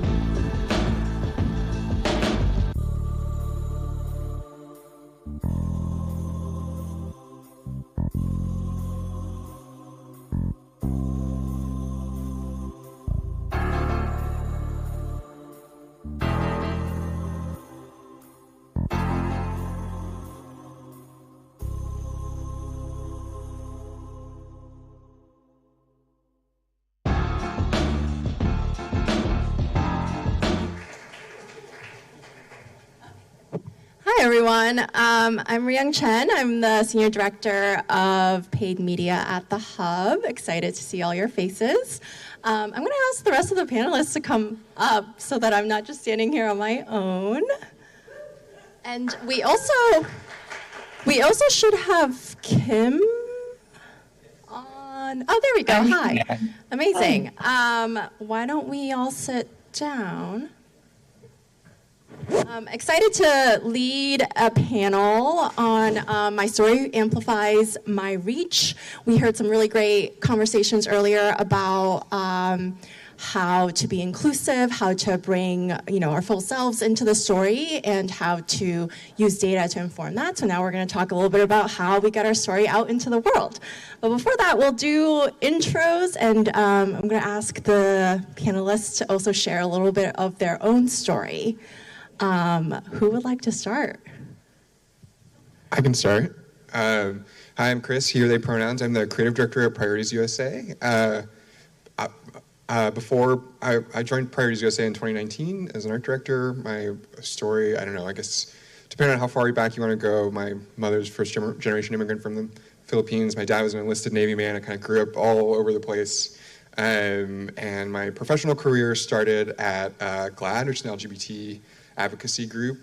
Sort of interacted in storytelling in a really interesting way there, where it's kind of a wild time on the internet. A change.org petition could really affect policy at that time, and so we did a lot of that, worked on making the Boy Scouts more inclusive, like Spirit Day, that sort of thing. Then went to Planned Parenthood, and I was at Planned Parenthood for 5 years on the creative team there, doing graphic design, motion graphics, art direction, a bunch of really cool and interesting campaigns, including like the ACA fight and the Supreme Court fight for a couple of those actually, and then to Priorities, where I worked on the 2020 Biden campaign, and then came on as the creative director for the last midterm cycle, and I'm still there leading the creative team. So excited to be here. Thank you. Hi, everybody. My name is Cameron Trimble, Executive Vice President, Head of Multicultural Engagement at Precision Strategies, former Digital Engagement Director for the Biden-Harris White House, and the former Paid Media Director, or African-American Paid Media Director for the 2020 Biden-Harris campaign. Only saying those to be relevant to the conversation. I'm a communicator and a connector at heart. I say my story is a story of a person who believed what my parents and what many of our parents told us earlier, that you can do anything if you work hard and put your mind to it. I'm an oldest child of a United Methodist bishop, but then a pastor and a community organizer, a proud HBCU graduate. I'm probably like so many other people, and I hear throughout who went to who went to school for one thing, but really found their passion and decided to pursue a career in others. I'm a pre-med. I did 2 years of medical school before I dropped out to get into communications. So when you say what the story is, it is truly, had you told 5-year-old, 10-year-old, 15, shoot, if you told 25-year-old Cameron, this is where 41-year-old Cameron would be, he wouldn't be there. So I would say my story is that as a person who has truly believed, taken to heart that you can kind of do anything if you really work hard. It's really hard to follow these awesome people, but I'm going to try. So grateful to be here. My name... Okay, hopefully this is better. My name is Ashwat. I'm one of the co-founders and CEO at Social Current. I founded Social Current about 2.5 years ago, back when I was in college, with the goal of bringing more young people into spaces where decisions are being made about how to reach us without us. And then, we were doing some work for a bunch of organizations, and this nonprofit called Community Change reached out. They wanted to figure out how to get content and, messaging around the child tax credit towards a wider audience. And we were like, hey, why don't we hire a bunch of TikTok creators? Why don't we pay them to talk about how the child tax credit impacted them and their families, and just see what happens. And so we hired 15 creators who'd never done a post in politics in their life to talk about the impact of the child tax credit on them, on their families, and send people to the White House's website. Our goal was to reach about 100,000 people, did 4 times as much, sent over 10,000 people to the White House's website, and really understood the power that hiring people with lived experiences has, in these campaigns. And so since then, we've worked directly with over 1,500 influencers to empower them to tell their stories around their lived experiences and drive the vote. Talk about immigration, social justice, healthcare, childcare, all sorts of issues. And so excited to talk about creators today. Kim? Yeah, happy to go next. I'm like looking down at the rest of the panelists. I'm Kim Homan. I'm the VP of Digital Strategy at Accelerate Change. We work with a network of media organizations to help them have impact and help to amplify their messages.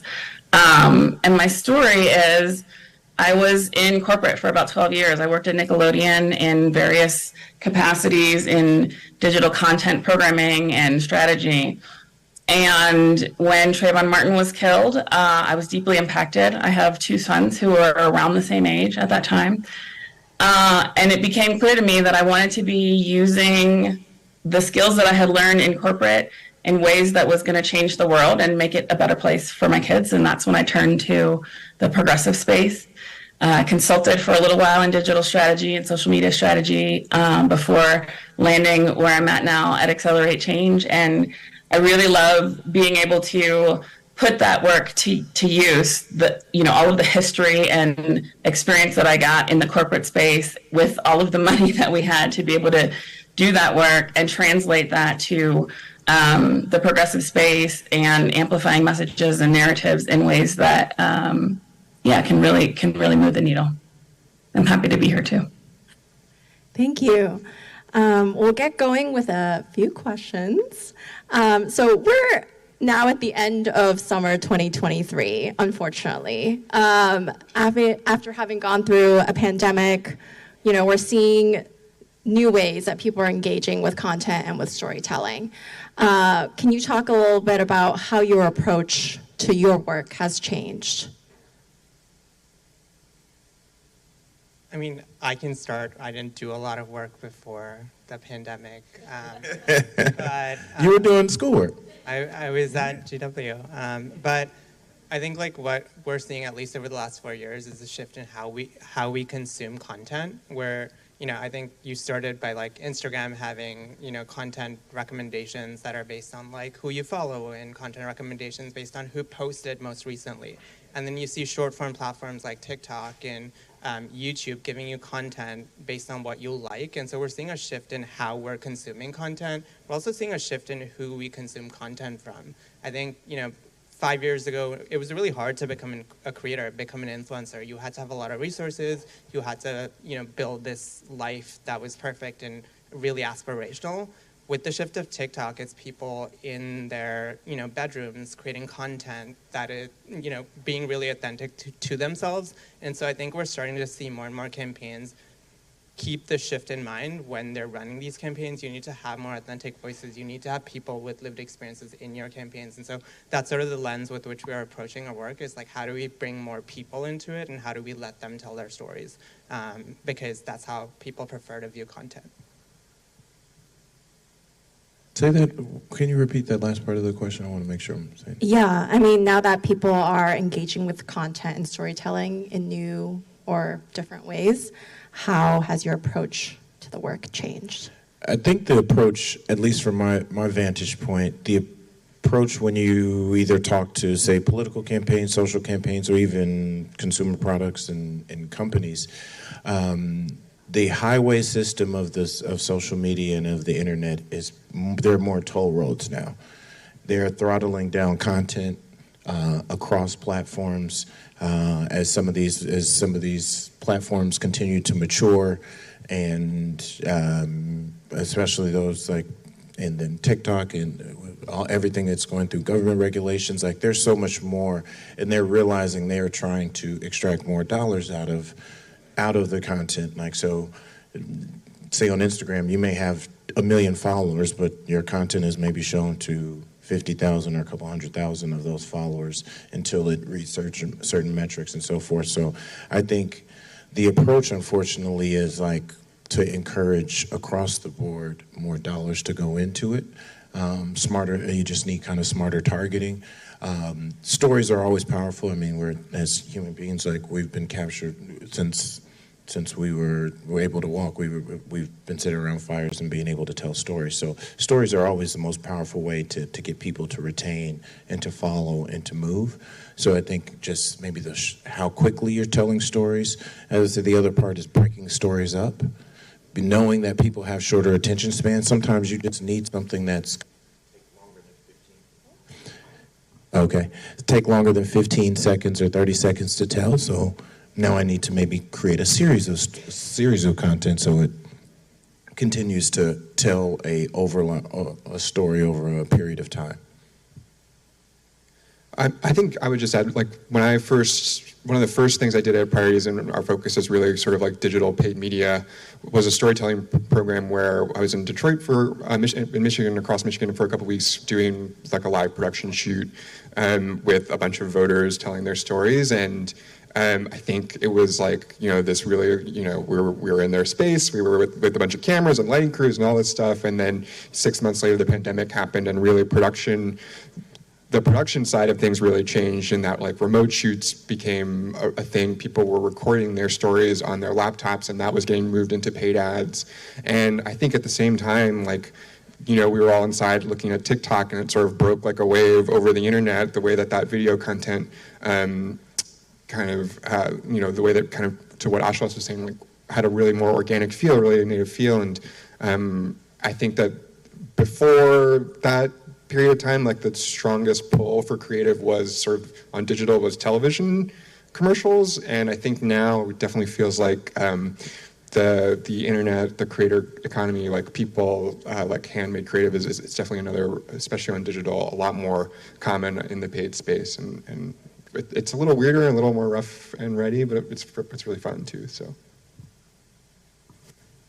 Yeah, I think for me, the pandemic forcing people indoors and online really made me think about the way that the power of the internet to sort of connect people when we have a common goal or a challenge. And so I've been thinking a lot about how do we replicate that in ways that doesn't feel so desperate, but really does sort of start to draw the lines for the audience between how we are connected and how we do have common goals, particularly in progressive work, and making sure that we're doing a good job of illustrating the ways that we're aligned so that we can sort of share those stories in ways that make people feel like they're part of something bigger than themselves and want to be engaging with content.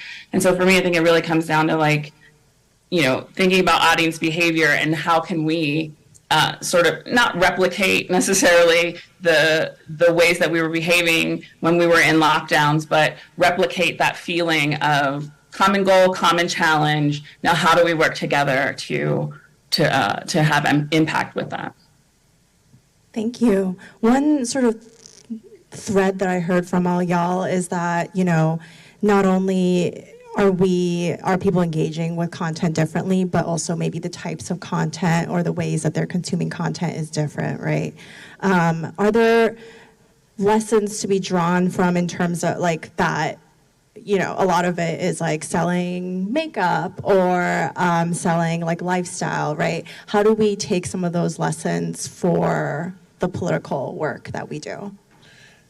I think a couple things in terms of the lessons of the type of content is you're asking. In terms of the type of content, is that I think it's that whole adage of the medicine and the candy. You're starting to see less overtly preachy, straightforward, do this thing, get less and less views. Certain hashtags and certain words are probably going to get you not demonetized or deplatformed, but they'll throttle down in terms of the amount of people who see that. So I think there is ways that you are casually getting to stuff as opposed to being as overt. And then also with like as fractured as the landscape is, like you have to have as it relates to social media and then as it relates to connected TV and platforms, you kind of have to have a strategy that hits all of those and what people are looking for when they go there, as opposed to trying to, I've shot a thing and I'm just going to try to universally put it across all of social and platform ads and so forth, but find ways to look for the message and look for the type of people that are there. And then I would say the last point in terms of what people are looking for is localized. Like you're starting to, I think we saw that before, but we really see that now in that just the macro, someone big and we all know, oh, I'm going to follow this story, as opposed to someone I identify with, either regionally, so their dialect, what they look like, what they sound like, where I know they're from, or we have a connected, shared experience. Like I can tell that we both went to Michigan. Maybe I'm going down the Michigan route, or we both have something in common. I think finding ways to localize that and really get something to connecting outside of the story you're telling. I sort of think about like what the brand space is doing a lot, because the creator economy is not new, and brands have been spending billions of dollars on creators for the last 10 years. Like the creator economy is going to hit over $25 billion in 2023. And so I think about like the tactics they're using. A lot of it is like they're actively investing in creators and have been. They're not just investing in trying to get these stories from creators and do other stuff. Like they're actively investing in building infrastructure to build relationships with creators, bring them onto their teams, build programs that sort of emphasize these creators. And I think like we could learn a lot from how they're doing that, because, you know, the way I see it, creators are how we reach audiences moving forward. Creators are the future of media consumption, and we need to actively invest in these people, not just their stories, year-round, to be able to sort of communicate and reach our audiences. And so I think like we can learn a lot from how the brand space is investing in creators, and also like their tactics, because there's so many different ways to work with creators too. I think, you know, I would echo what Cameron was saying about the medicine and the candy metaphor. One of the things that we're really interested in is like a cultural media approach, where we're engaging audiences and getting them to trust us with the content that we're providing them, which is hopefully adding value, and then really being able to take those key moments and give them their medicine. Be like, this is a thing that's happening. This is how you should take action. This is what you should know about. This is how you should be informed. And really seeing that as a longer game in terms of like building these relationships, getting audiences to trust us, and giving them content that they actually want to consume every day. And most people, honestly, don't want to consume, voter engagement content every day. But if you're giving them something like Black history or, Latino culture information, that's something that they want to digest, and they start to trust you. And then you can use those key moments to really turn up the heat, turn up the volume, and engage them around the things that are important to you. Yeah, I mean, I'm just underscore all of that. I always tell people that my job is to make everyone's favorite kind of ads, political ads. But I think that, storytellers have always been kind of a way to get the medicine in the candy. I think, consuming, connecting with a real person via media, I think has been a way for us to kind of make policy things feel really real to people. It's not like a set of buzzwords or like an acronym of a bill or whatever. It's like someone telling you how they're really impacted in their day-to-day lives. And I think just the way that is, even that act is being scrutinized, diversified, and has gone from not just a talking head, but also now it's a get ready with me video. There's a lot of I think creativity that is happening with that sort of art form on digital, and it's really cool. Thank you.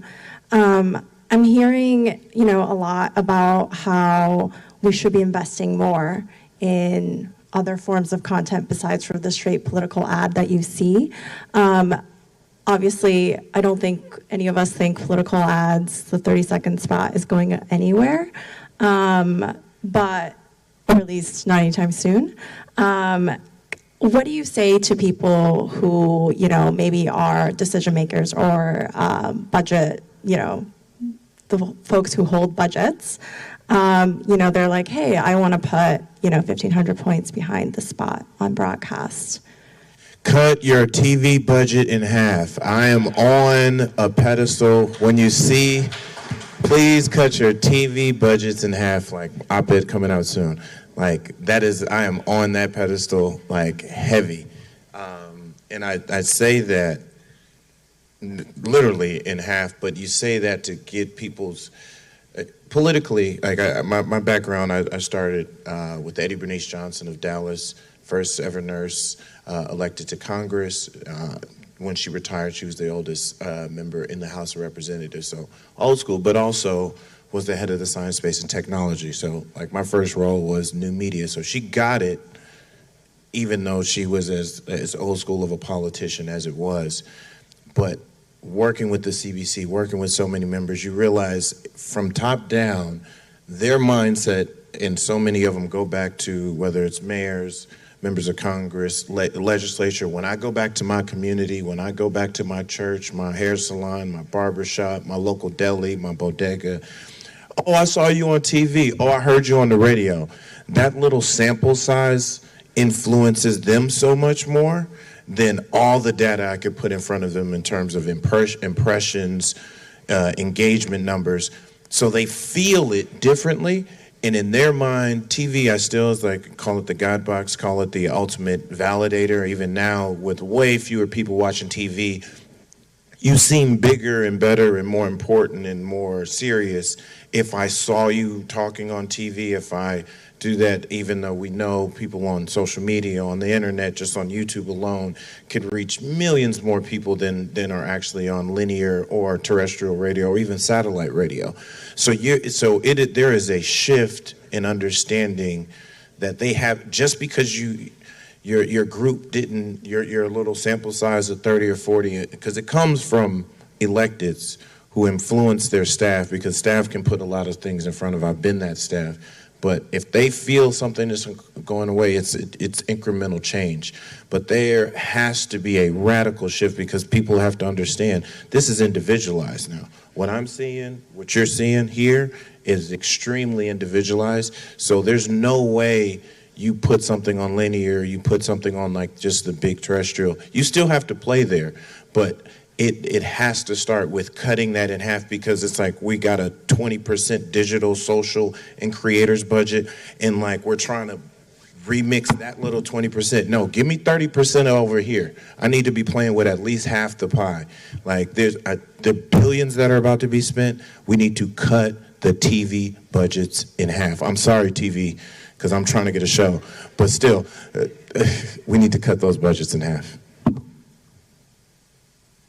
And I would say take the money that Cameron is advocating for and put a bunch of it into creative, because I think we tend to look at creative last in a lot of ways in terms of like the budget dollars that we're putting toward it. But it's so critical, particularly from a content authenticity storytelling perspective, to be putting content out that's really going to make people feel something, make people want to engage with the content, make people want to share the content. And we know that emotion driven content that makes people feel stuff is the stuff that is gonna get engaged with. And so you have to be able to commit some dollars to the creatives to be creating something that feels like it's the kind of content that is hitting the audiences authentically, where they're already seeing other content that's getting put on those platforms that feels really authentic to them. We have to be meeting them there. And so we need to be giving dollars to creative budgets too.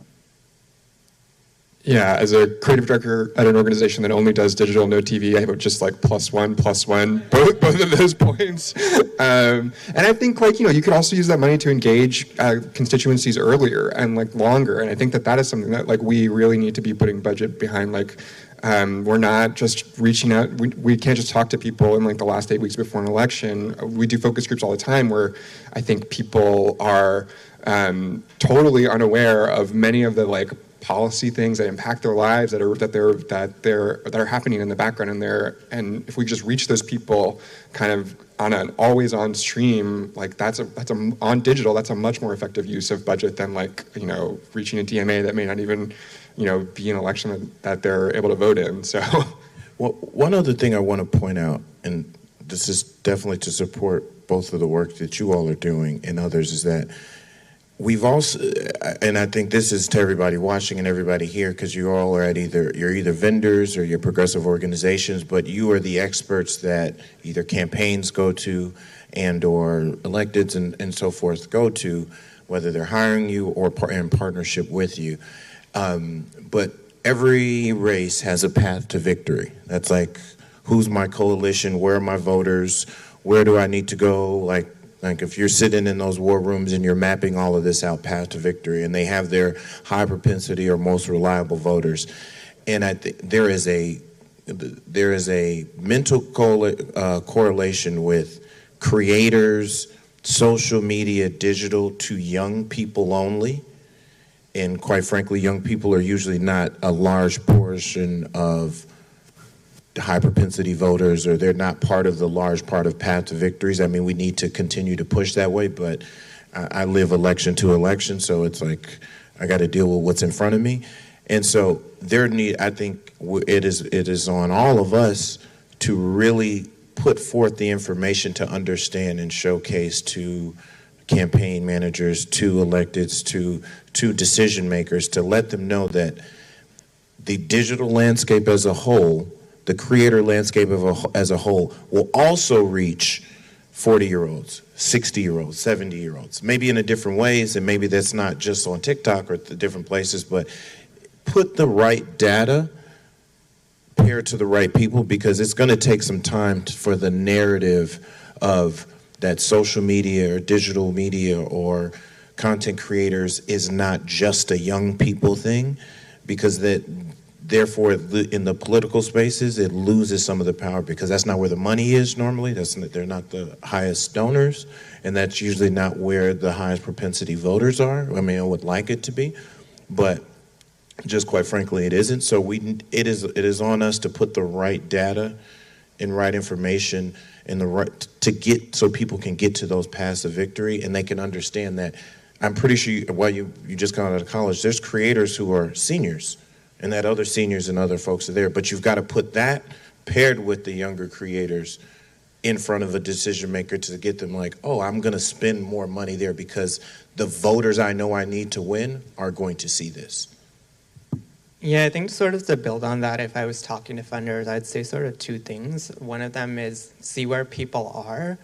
I think the stats are like 30% of Gen Z has bought a product based on an influencer's recommendation in the last 3 months. But it's also like 60% of all people have bought a product based on an influencer's recommendation in the last year. So like, it's not just, we are actually making purchasing decisions based on what people are saying, based on what creators are saying. So that's the first thing, is where are we? We are on social. The second thing is influencers as a concept isn't groundbreakingly new. Influencers have always existed in some shape or form, whether that's a friend, whether that's someone in your community, before the internet. And so we're just trying to bring this tactic, into the internet through creators and influencers that have social presences. But we're not asking you to invest in this like new thing that has never been done before.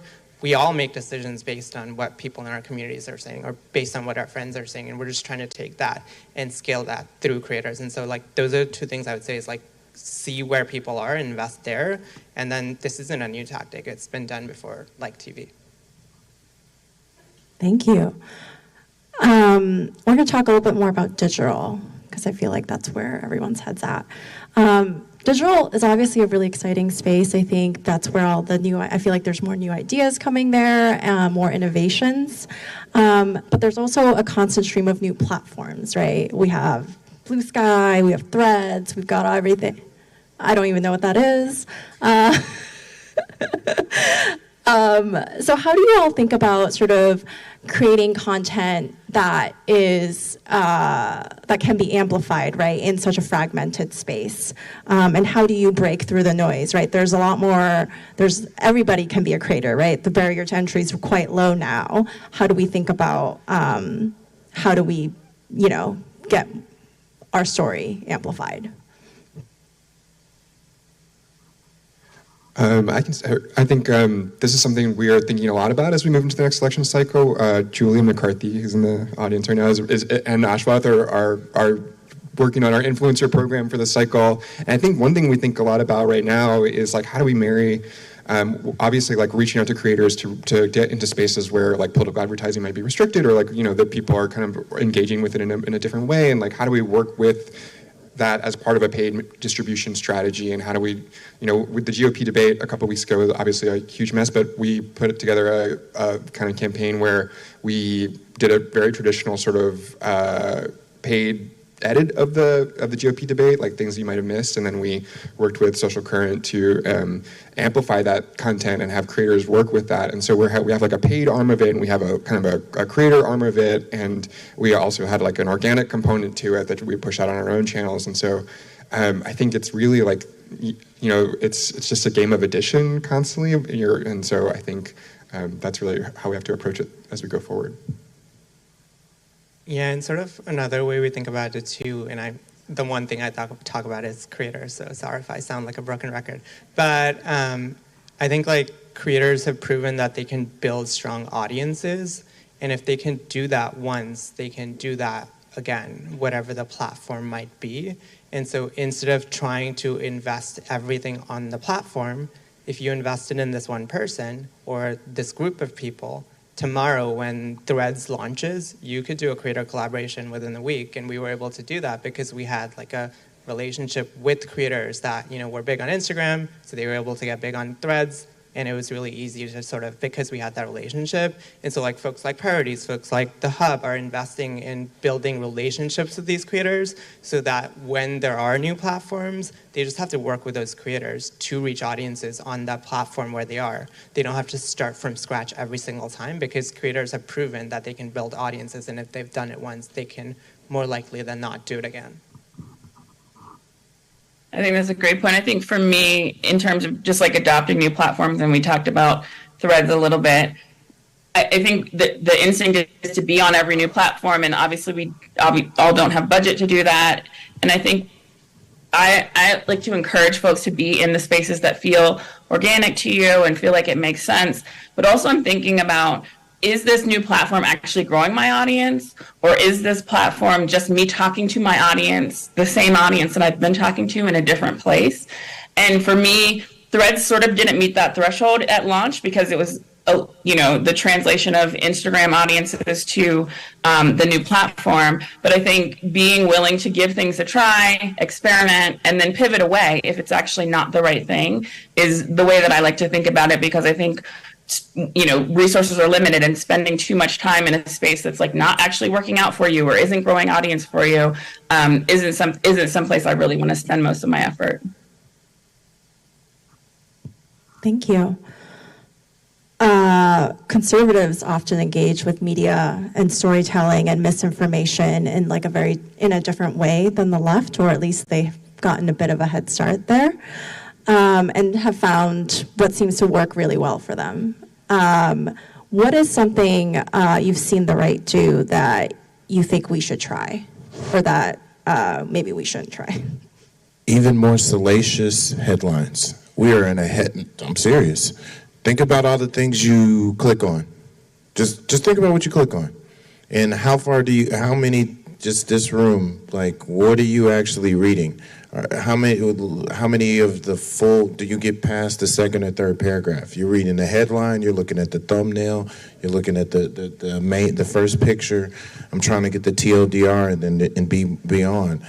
So if we're trying to get people to even, and it doesn't matter how great the story was, it doesn't matter how cool the data is, if we're talking about in digital and social and platform ads and stories and things of that nature, like, we need to take a page out of like Baller Alert. We need to take a page out of the Shade Room. Like one of the things we did at the White House, and we really did on the campaign, and I'm really proud of this, is that like we brought the Shade Room in Spiritual World. I don't know if you follow them, but we brought them in, and you respect them like a media platform. 20 more Black women read the Shade Room than they read anything on cable or TV. Like there's nobody who can claim the same audience and same interaction. But it starts with a great picture and a great salacious headline. And so, I mean, I think I always tell people when they're like, well, what's Democrat, Republicans, they're both the same. It's like, well, at least one group is trying to be truthful. The other one is like, I don't care about the truth. So like, I look at, we are as progressives limited by what it needs to be true in some sense, but like let's massage that a little bit. Like, I'm not saying lie, but we need more captivating headline. We are in a headline culture. I worked at Upworthy for when Upworthy was launching, and so if you're familiar with clickbait headlines, I apologize because I was part of that. And so I definitely hear you, Cameron, on the headlines. I think the thing that I'm thinking about in terms of how the right delivers messaging is they are very, very good at repeating messaging, and we are not so good at that. And I think when you repeat messages, it makes it easier for your audiences to repeat messages, whether it's through shares or actually like creating their own posts and saying the same things that they've read. I think progressives tend to think, oh, it's like not innovative enough if I'm repeating the same thing. But I do think that we can innovate and still be creative, but keep the message consistent and say it over and over again.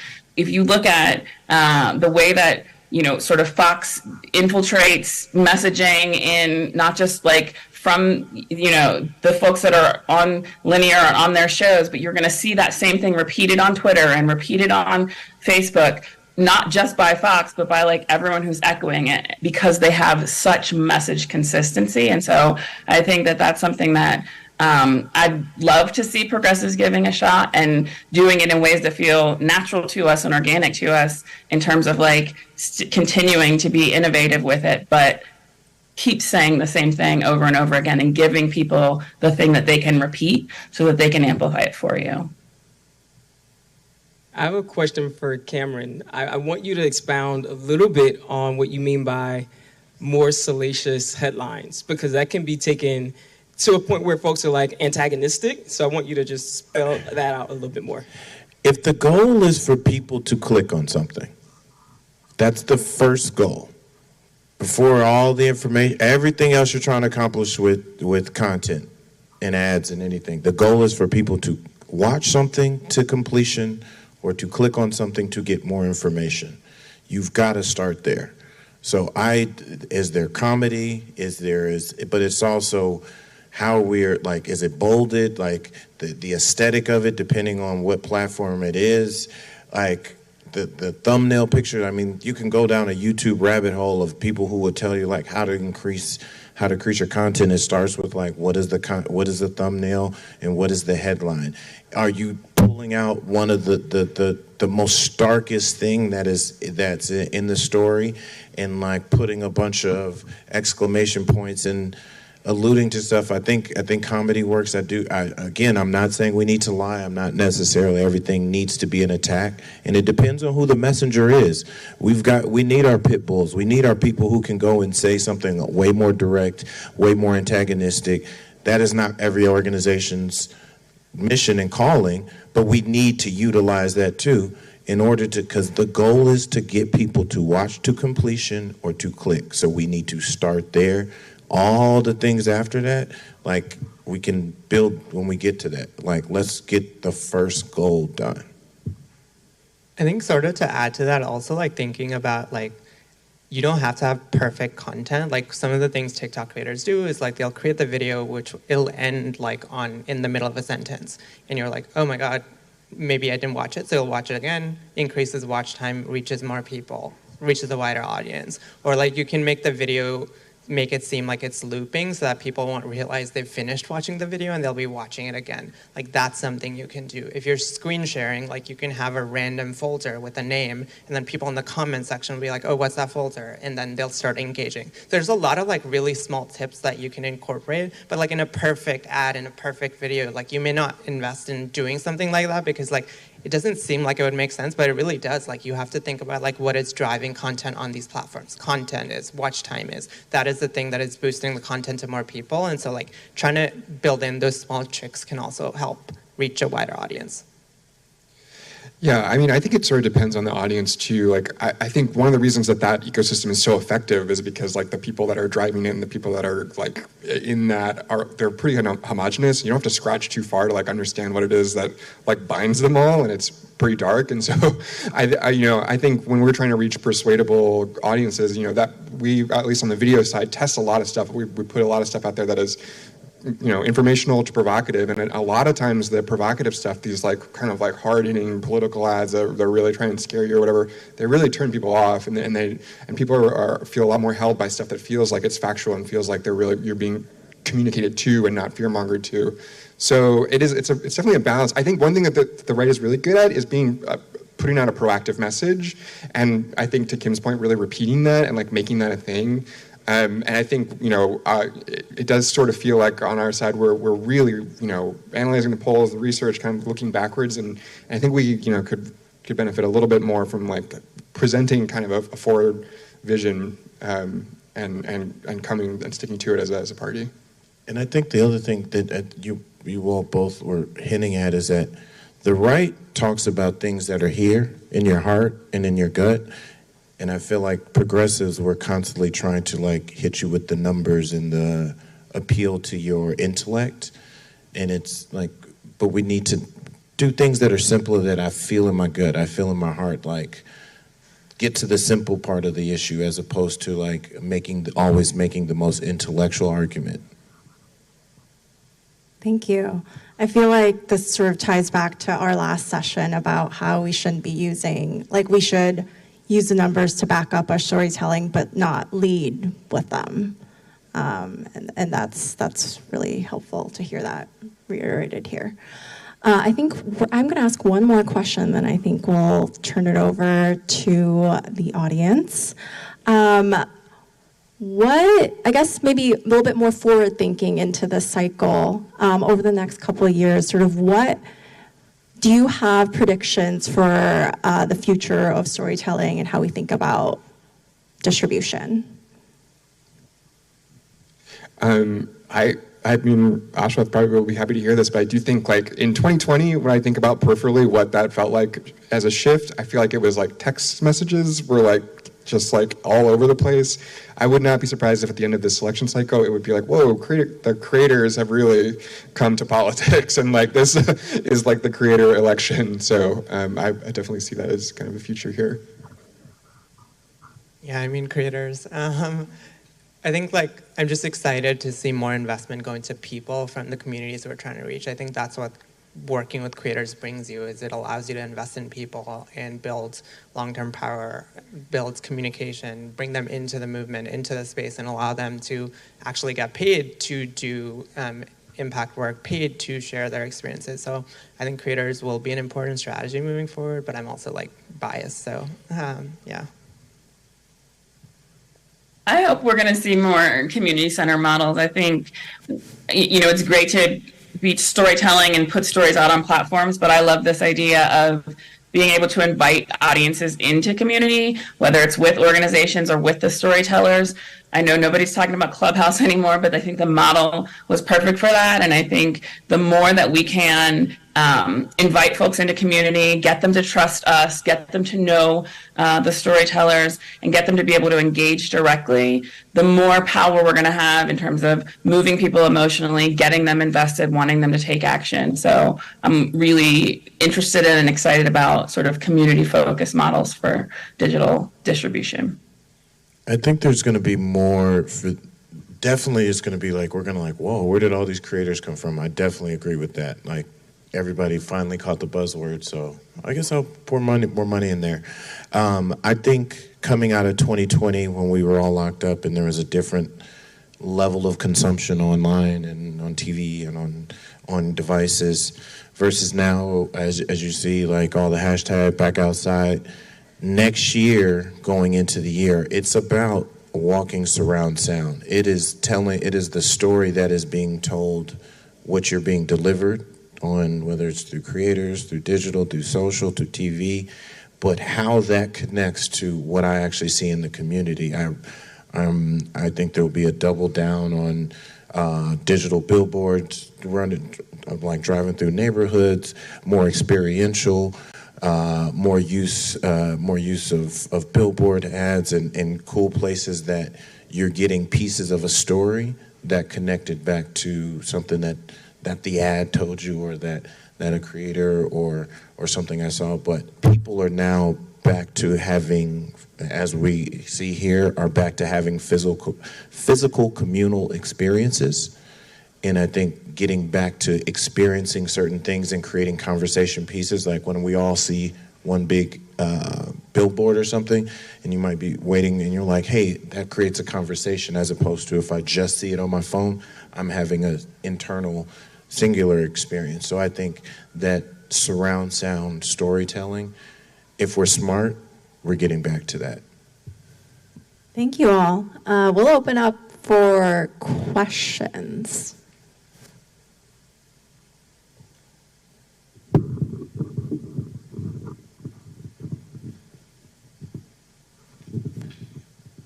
Cameron, I was really laughing when you were talking about salacious headlines. I worked at HuffPost for years, and it didn't matter if we had a 3,000-word think piece from Al Gore. It was Khloe Kardashian's nip slip that was always going to be the top performer. So I think you need to figure out what is the nip slip for politics.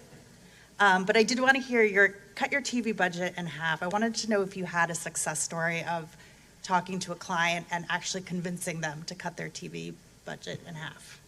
Half, no, but like 25% yes. I don't know if I can.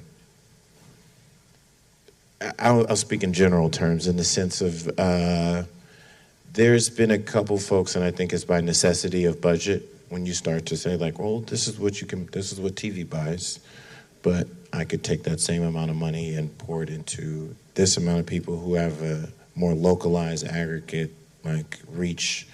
I've also worked with, I think it also worked, especially last cycle, with certain union ads and so forth. Like, I get a lot of the work we do is like under, I don't want to like call legal and like, can I talk specifically about this? So I'm trying to think of the public case studies we have.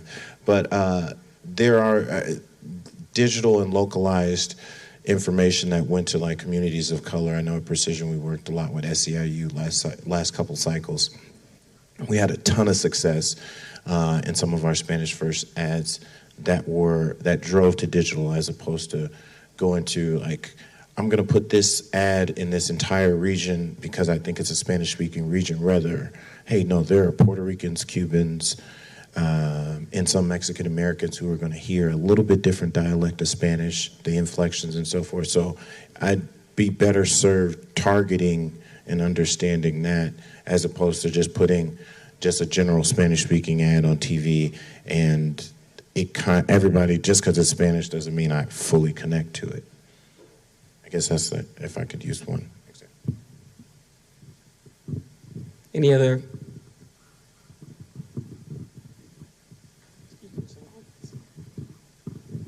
Hey, with the surge of like live streaming and the just like social media space, like on Instagram, YouTube, and Twitch, how do you see the like political space fitting into that live streaming space?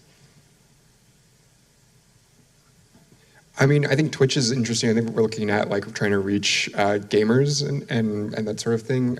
From a paid perspective, I don't think we're like creating live streams, but definitely figuring out ways that we can like advertise around communities that, you know, are organizing online is always something that we're interested in doing.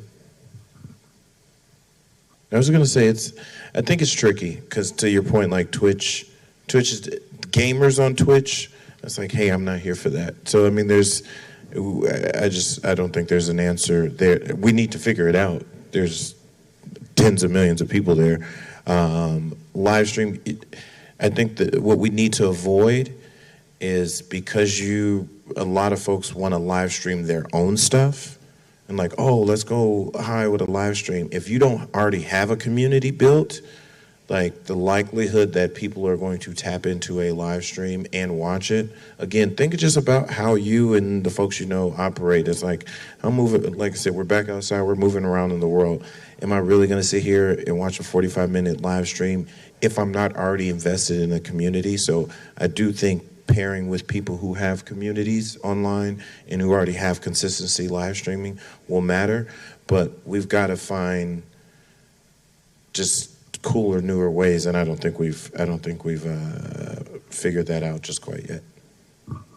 Yeah, I think just to add to that, we haven't done too much Twitch work, but we do know a lot of Twitch creators. And I think like one of the big things to keep in mind is like if someone does watch a live stream for an hour, like that person is invested in the creator. And so that relationship is a lot different and of higher value than like watching someone's TikTok or watching someone's Instagram reel. And so I think it's important to keep that in mind when thinking about these platforms is you have access to creators that have really strong relationships with their audiences.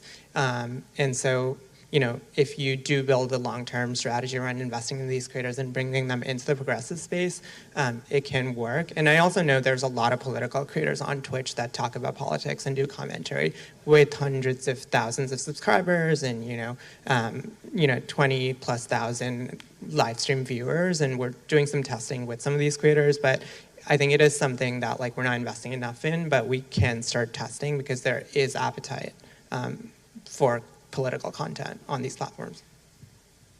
Yeah, I'd echo the experimentation piece that y'all have mentioned, just because I think that there is an opportunity to invite folks in to community and relationship with creators, but also with figures, right? Like AOC is a great example of using Instagram lives to really connect with folks and give them an entree into this really authentic way that she has of delivering content. I think there's a lot of experimentation that needs to be done, but I think that there's something there, and I think whoever can figure that out, I don't know if it's partnerships with creators or what it looks like, but I think that there's something there, and I think that it could be a tremendous breakthrough.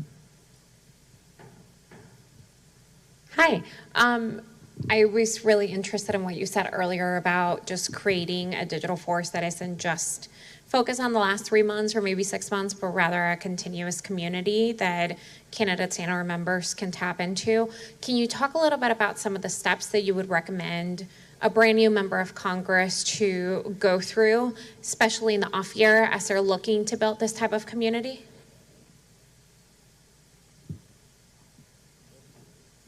I mean, on the creator side, the way I would think about it is like from a similar way you think about press. So a lot of these members of Congress are building relationships with journalists. They're building relationships with, influential people in their communities. They're inviting them to events. And so on the creator side, like they could start inviting creators to an event exclusively with them. They could start, inviting them to be a part of the conversation. They could start doing a roundtable.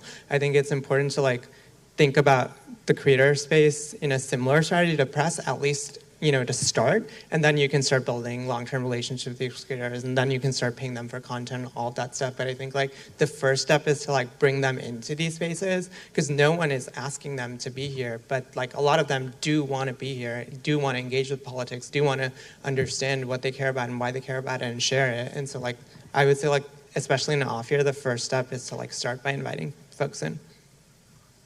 Yeah, I mean, I think when you're thinking about this it's like there's like many goals that you could kind of build programs around, but I think thinking about your constituencies, thinking about the things that you want to promote and build and make sure your constituencies are informed of.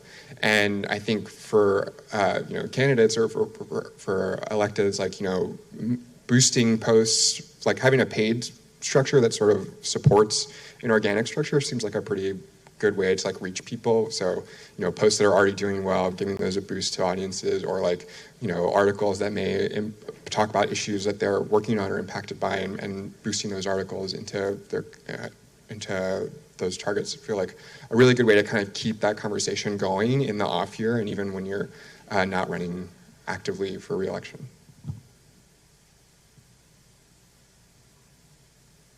Any other questions?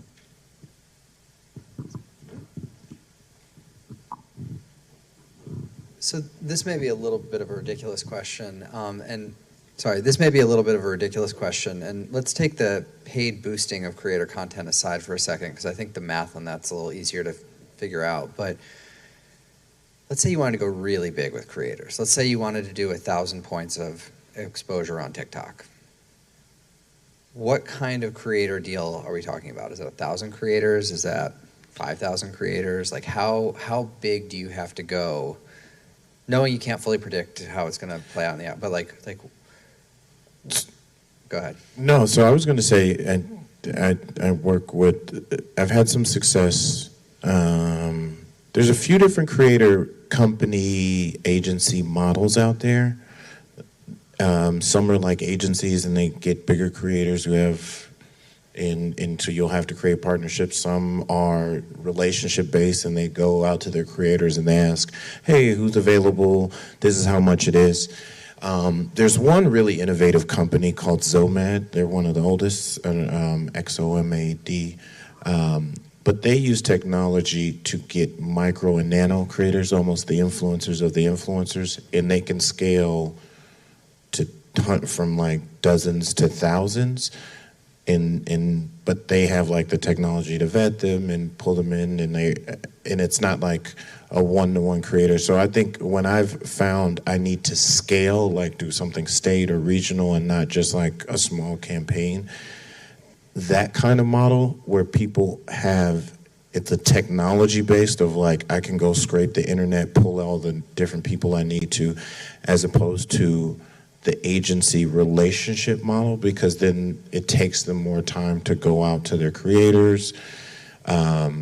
I think if you're really trying to scale and go that, like, I would always go to micro and nano influencers who are more regionally based, and that's like when I would think about who the vendors, that's where I would start the conversation, is like, can you give me some level of geo-targeting of like where your creators are and where their influence is, as opposed to the macro or medium macro, because they may have millions of followers, and then you may be like, oh, well, they've got a certain percentage in New York or certain places of that, but even that, you can't control how those different platforms will give that content out and to who. So their millions may not reach the folks you are. So if you go smaller and more, but they're regionally based, first of all, the likelihood, if they are micro or macro under 10 or 15, 50,000, the majority of them are still in their individual region. Like, that's kind of how the math and usually following works out. So I would go that model of like distilling through the lens of like, do you have access to some level of regional geo-targeting ability to find your creators? We have sort of a similar approach, maybe a little different how we would think about it. So it's really hard to scale creator work because you're working with people. People take time off. People, have emergencies, and so you can't build a creator program exactly like an ad program because it's a little different. But we're building technology to make it easier. So we're doing 1099s, contracts, automated payments, all of that stuff to make it easier to scale these operational pieces so that we can focus on like what really matters within this, which is like the relationships we have with the people. So we're taking a little bit of a similar approach to the vendor, but trying to sort of also enhance our people. But the way we think about budgets is like, I would split up like 33%, the larger creators, 33% mid-sized creators, and 33% micro creators, because then you get like the power of micro creators. You're able to reach those local audiences. You also get the reach of mid-sized and large creators, which a lot of times is important. But also like with social media, followers are important, but a lot of the times, like if you localize your content to a location, even if you don't have the followers in that location, the algorithms might push it to that location. So I like followers is important, but I think like having creators who are from there is also equally important as like having an audience that's based there, so that they can like share authentic stories to being from there and creating content to there. So a little different, but I do think like there's space for like micro creators, mid-sized creators, and large creators, and like when you incorporate them, it's like depends on the strategy and the tactics. Josh, did that answer your question? Okay, great. Yeah.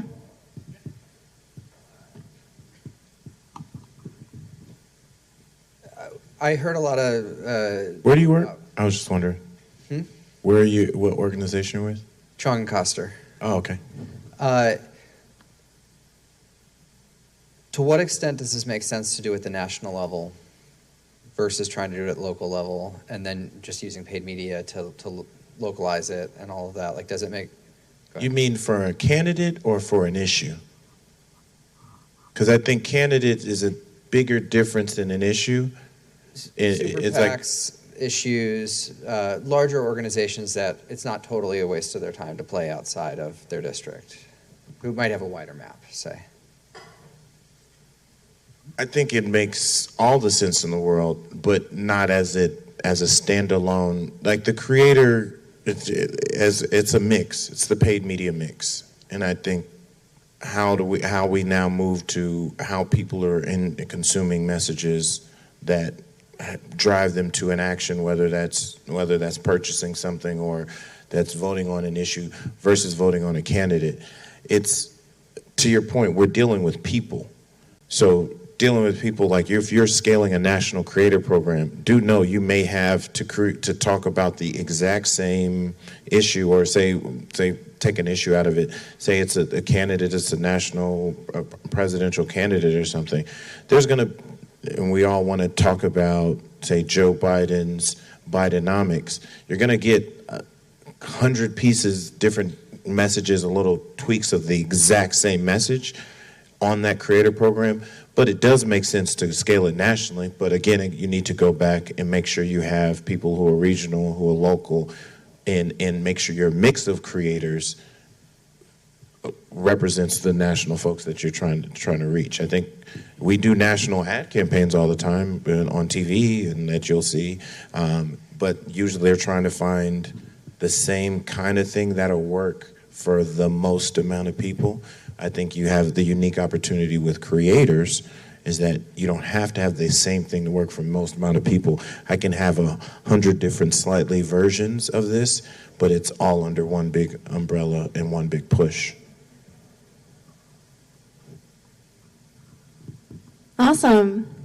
Cool. I'm gonna take the point of privilege and ask one other question, because one of the things that I wanted to get back into on the budget piece, and really hope that this will be helpful for a lot of the practitioners in the room that are going to go talk to the budget managers, is in addition to kind of the feels of the campaign, the feels of the candidate, the like old school thinking of like TV first, TV as the broad swath of getting like the lowest hanging fruit. I think one of the other challenges when trying to push and advocate for digital budgets is the competitive, right? The ability for folks that don't stare at the competitive, knowing what is on TV, knowing how many points are there. You got the cable spots, you got the TV points. Need that headline. Yep, and it's exactly ahead of the game as well too. So like you can see like how much you need to plus up. You can see how much is coming in media weeks like 3, 2, and 1. And unfortunately, especially with creator programs, with a lot of digital that's not on Google or Facebook or Meta, it's not there. And even on the Google and Meta, it's backwards looking. So you're trying to always catch up. What are some of the arguments that you can say in those meetings? What are some of the things that we can arm our friends with to like go and advocate for that 50%? So I started as a comms, like I said, a comms person. I'm going to force, I'm going to piss all the comms directors and press secretaries off. You got to do your job. If I put $25 million into creators, that needs to be as big of a headline as if I put $25 million into TV. And you've got to get that story placed. It may be a little harder. It may be not as easy as a one-to-one on the competitive of being able to see. I know, because we're going back and we're looking at those sheets and we're able to say and project and understand what's coming. That's kind of the inside baseball of like, well, we want to make sure we're matching up against that. But it only matters on the headline in terms of like, we're trying to create a narrative. You just saw the Biden campaign put out, a $25 million investment in minority media. That is a real thing, but it is meant to send a salvo to both the public and to the other side that we're doing it. The campaign folks may have known that was coming. Like the campaign folks on the right may have known that was coming because they're looking at competitive, but that's not who we're fighting against. I mean, we're fighting against, but that's not who we're fighting for. We're fighting for the hearts and minds of voters in the narrative. So I need the people to know, I need the public to know that I'm invested and I'm a serious candidate. So 25 million is 25 million, 50 million or a million or whatever you're doing. So it is on you working with your communications and your press teams to make sure we're pushing to get those stories written. And if you're smart, we got creators who can drive narratives, put a little bit of that dollar to say like, hey, I also need this story to go out there. And like, so there's creative ways to get the narrative out there. I don't think it happens overnight, but we got to stop. Like, we all kind of know who our opponent is. Like, I know who the paid media guy is over on the other side, and I'm kind of going after him. Get your ego out of it and realize we're talking to the people, and we want to seem like serious campaigns. And so we've got to work with our press and comms teams to get those headlines out there, because the money is the money. If the money is being spent, and that's really what we're leading with, 25 million, that would change the game. If you saw a big campaign, $100 million into creators, they would be scared, and they're like, oh, now I need to spend the $200 million. Like, but we need to get that headline out there. I think part of it's also like understanding that not communicating does set us back. Like, if someone's watching 2 hours of content a day, they're gonna watch 2 hours of content, and you get to like be maybe like a minute of that content, but like otherwise maybe that minute was like, you know, something that Fox News is pushing them on TikTok. And so it does like hurt us if we're not actively investing in being on these platforms. And I think part of it's like acknowledging that like, if we're not doing this, like they are consuming other content, and are we okay with that? And I think that conversation is also important to have here. And I would just add that you could also look at media consumption data. It's just like, you know, Nielsen, every single time they put out a report is just like, okay, like people are not watching TV anymore. You know, people are on their screens. That's just what's happening. And I think it may not be showing up in the competitive data, but it is showing up in like media consumption reports. So. And for me, I think authentic content is the hill that I will die on. And so when you talk about giving those messages to creators to deliver, that content is always going to feel more authentic. People know when they're being fed ad content. And so giving them authentic content that feels like they can actually engage with it and relate to it is much more effective in terms of moving hearts and minds. Thank you. One last question very quickly is, where can we reach you on the internet? I'll start with Kim. You can find me on Instagram at HiKimHoman, at HiKimHoman on Instagram, and also on LinkedIn. You can follow Priorities at Priorities USA on Twitter, now on TikTok, and we relaunch our Instagram. It's Priorities USA for all of those. And yeah, if you want to find me, you can do some digging on TikTok. Maybe you'll find my garden TikTok videos, but. Yeah. If you want to find me on the internet, I'm usually living in the Instagram world. So Mr. Cameron Calvin, MRCAMERON. We'll send these around. We'll send them around. Calvin, my first and middle name. Usually that's my personal one of choice. I respond to DMs there. I'm on TikTok. I'm on the other ones. I'm on TikTok. I'm on Spill. I'm on X. I'm on Facebook a little bit. But I would say just email me at Cameron@precisionstrategies.com or Cameron Trimble at Gmail, or 202-423-6372. Text me. If that's what I said, if you want to reach me or you just want to see what I'm doing on the internet, there's two different things. Well, you gave us everything. So Ashwath, round us out. We're at Social Current with an A on all the platforms, so find us there, and I'll be here for the happy hour as well. Well, I want to thank Kim, Ashwath, Cam, and Chris for a great and thoughtful discussion. Thank you all. Thank you, Rhian. Thank you, Rhian. We're going to take a 10-minute break, and then we're going to be back in. So for everyone that needs to use the restroom or whatever, be back in 10 minutes, please. Dennis.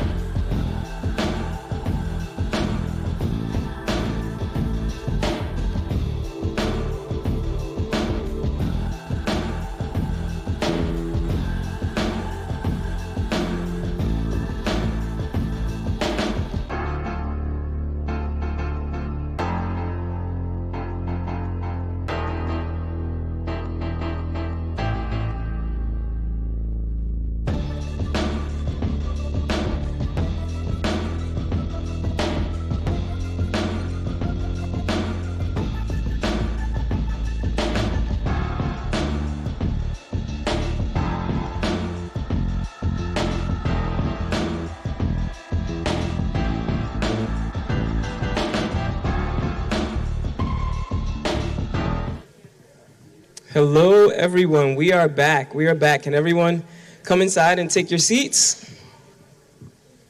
We're about to get started.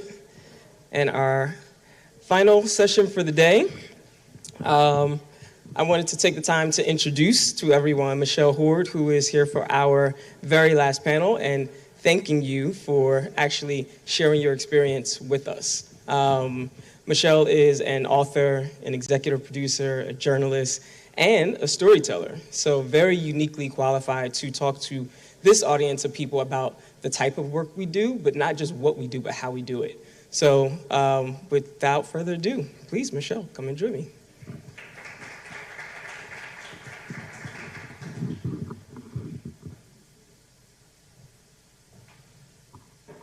I appreciate your confidence that you thought I'd be able to walk up here in front of people. Because I wasn't sure. So. I'm faithing you. So again, Michelle, thank you so much for being with us. Thank you for your vulnerability in sharing your story. And thank you for helping us get it right. The title of this panel is My Story is in Your Hands, but Can I Trust You? So the but can I trust you part is extremely important. Building trust within the communities that we look to reach. We can't do the work without doing that. So first I wanted to give you an opportunity to introduce yourself, and then I wanted to play a quick video just to give some folks in the room some context as to, why we invited you here to talk about your story. Yeah. So great to be here. I realize I'm standing between you and happy hour. I'm always aware when you're on that part of the program. So thanks for being here and being engaged. I grew up in television, mostly news. My first job was actually not far from here at America's Most Wanted, handling missing children's stories. And the stories I was attracted to throughout my career were those stories of everyday, ordinary people who were able to overcome extraordinary circumstances, whether that's a hurricane, a personal tragedy, a school shooting, and over the course of a career, have certainly been on the front lines covering those stories for a variety of different organizations like GMA and the Oprah Show. And so we'll get into how my story changed, but I went from being on one side of the police tape for many, many years to being personally impacted and a survivor of crime myself and finding myself on the other side of the police tape. So with that, we'll do a quick introduction by way of showing this video package, and then we will jump right in. Ready? Well, when someone's been to hell and back, the story they share, I find, is usually something we can all learn from. I know you're thinking, well, how do you define hell and back? I'm sure many of you have your own definition right now, considering what we're all going through, different degrees of it. But my first guest journey is one we would all agree fits the description of hell. Over and over, Michelle Hoard had been told she would not be able to have children. So when she gave birth to a daughter at age 39, she called it a dream, a miracle from God. Gabrielle, her Gabby Bear, grew up surrounded by love. She had her own dreams, already enrolled in a dual language class in 2nd grade. She wanted to travel to faraway places like China and Egypt. She loved reading with her mom, dancing, and playing music. At age 7 and 10 months, she was an unstoppable burst of energy with the brightest of futures ahead of her. Michelle and her husband Neil ended their marriage in 2017. A day after the divorce was final, turned into the darkest day of Michelle's life. Michelle learned that her precious baby girl had been killed by the child's very own father. Neil White was found guilty of murder. Prior to his sentencing, Michelle bravely spoke with all the ferocity of a mother fighting for justice. Neil, you chose to murder Gabrielle. You did it with steel in your veins. I will move with a hole in my heart, but a purpose in my spirit. I will die trying to guarantee that the 27 hours I lovingly took to bring that baby girl into the world was not in vain. And that despite your best efforts, you couldn't erase her life. And so, Your Honor, as I live and wake each day in both sorrow and fear, it is my deepest hope and most impassioned plea that for every breath this convicted felon takes for the rest of his life, he will take it incarcerated. 2 years after his daughter's murder, he was given the maximum sentence of 25 years to life in prison.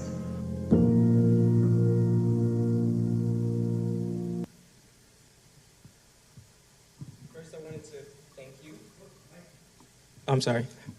First, I wanted to thank you for your vulnerability and being here with us, and also letting you know that this is a safe space, a protected space, and that we are not here to talk about your story. We are here to, talk about your experience, and be able to share how advocates can, turn tragedy into triumph. So I just wanted to just share that with you first. And if at any point you want to go in a different direction, please let me know. Yeah, I appreciate that. Yeah. My first question to you is, how did you get to the point of vulnerability where you were actually ready to start sharing your story with the world? I feel like it comes in two parts. I didn't get a choice on the vulnerability.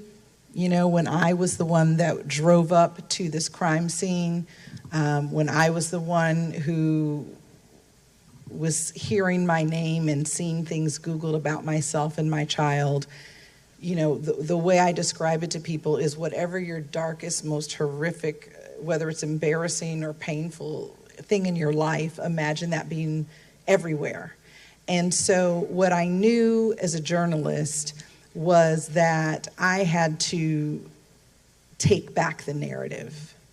And very quickly, and it's interesting, there's always an honor among thieves. I say that facetiously, but there was not a lot of local news coverage when this happened, because I had friends that could pick up the phone and say, we're not doing this.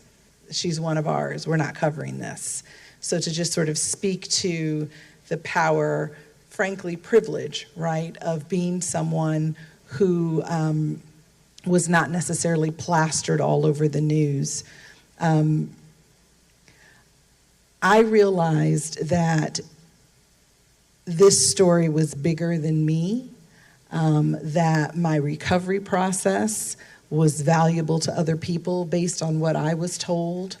I've always been a writer. This is not a book that anyone would have ever chosen to write, but after talking to people and documenting my journey, it felt like something I needed to tell. And I would be lying if I said it ever got easier. I was watching the small monitor over there, and it is still impossible every day to me that this happened. It is a difficult journey to get to Yet. In your book, The Other Side of Yet, there's, you broke it down into 3 categories, all of the chapters. I have before, yet, and after. But yet is like a pivotal and an intentional word. Can you just talk about that and define for the audience what yet was for you? Sure. So initially, I grew up in the Baptist church, and I remember being driven back to the rental house where I was living during this very tumultuous divorce from the crime scene, and remembering a verse from the book of Job and Googling it. And the verse is, though he slay me, yet do I trust him. It's the last thing I said at Gabrielle's funeral when I spoke. And it began, yet do I trust him? Just incredulously wanting to have a battle cry that somehow would ensure I could keep going. And then over time, I realized there was a definitive before in my life, that when I woke up on the morning of June 6th, 2017, I had no idea that the life as I knew it was about to end forever. And I had at that moment an opportunity over obviously time, good trauma counseling, support, all of the things that if it's relevant, I'm happy to talk about that I've been able to do and that I talk about to people now. But that there was that opportunity to pivot and say, my life will not be what I thought it was going to be yet. I can still have a life. I can still have moments of joy. I can still make an impact. I mean, I've, of course, have been following your work forever. And you've written a book. You started Gabrielle's Wings as the nonprofit. I found a lot of comfort in the after part of your book. And there's a chapter where you talk about surviving through serving others. That's a lot of the work that we're doing here. So I wanted to ask you to talk a little bit more about the salvation and service that you talk about in that chapter in the book. You know, it became clear to me early on that, you know, when you work in a world where these stories can be sensationalized, where if it bleeds, it leads is one of the horrible terms that you hear in, you know, now in the social media space that goes back to old newspaper days. It was important to me that my daughter's legacy would not be what happened to her, that I would create something that spoke to who she was as a person and to the difference I wanted to make in the world on her behalf. So the first donation I made was on what would have been her 8th birthday. It was just shy of 2 months from when she was murdered. And I chose that day intentionally because I knew there was no way in hell I was getting out of bed unless there was somewhere I had to be. And I knew at this Girl Scout house where I was making the donation would be troop members who were friends of hers, other family members. And so over time, through various gifts to different organizations, and then eventually creating my own 501c3, as a mother who wanted the best for their child and was not able to do the things that she wanted to do for her child, my life's work and advocacy has become around ensuring that children who look like my daughter in underserved communities have someone, have programs, have assistance that stands in that gap. And so while it does not obviously erase pain, erase trauma, there is that proactive thing that you can do, that you get to control. Again, when you talk about taking back the narrative, that has been very, very powerful for me. You talked about making sure in your advocacy work that little girls see someone that looks like them. Yes. You wrote about Netta, and is it Netta? Nita in your book. Yeah. Can you talk about why that is important? You know, you talked about after you graduated college, working with the Boys and Girls Club and asking for the person that was the hardest to place. That was intentional. Can you just tell us about why you chose to do that and why you thought about that from the perspective of representation? Yeah, I've seen it at different points in my career, whether that has been doing mission work in other countries. This that Barian is referencing was early in my career, in my 20s, and it was the Big Sisters program.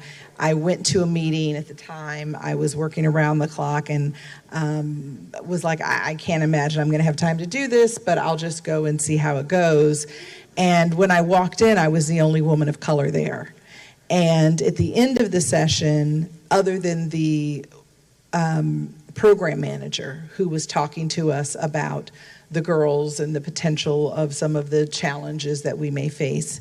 And I remember hearing a few women walk forward who were, prescribing, I don't want to be in Southeast. I want to, very clear about where they wanted to be, which is their prerogative.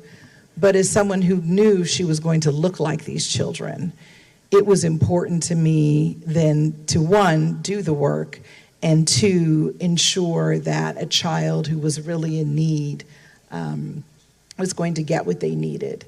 And so, part of the byproduct that I didn't initially discover of Gabrielle's wings and having a picture of my daughter in all of her curly-haired fury on our website is children in Cape Town, children in Belize, children, in some of our various locations, see a child who looks like them and sees me and sees possibility that they could actually be on the giving end, that someone that looks like them could actually be an advocate and not just receive their whole lives.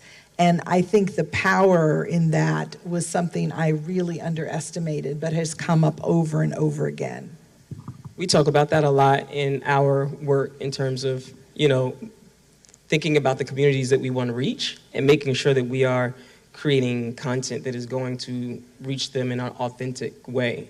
Can you talk about the work that you've done through Gabrielle's Wings? You've mentioned South Africa, you've mentioned, schools. Can you just share with the audience some of the things that you've done that have been like moments of light for you?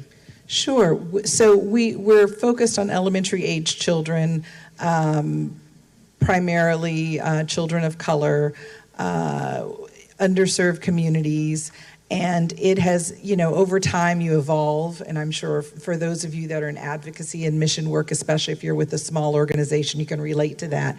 We've evolved over time. What began our origin story projects were kind of heart projects, so it was me giving money to organizations that mattered to Gabrielle, that were personally important to her.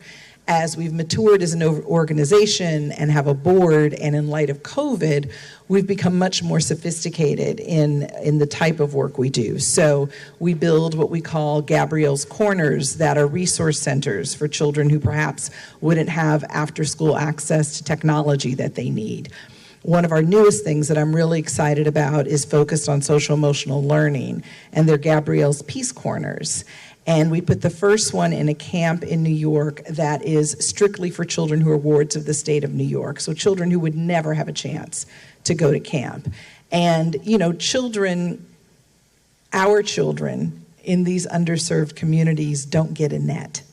Having an educated parent is a net, coming from a certain social-emotional, social economic background is a net. There's a lot of nets that a lot of children get that let them make mistakes and let them recover.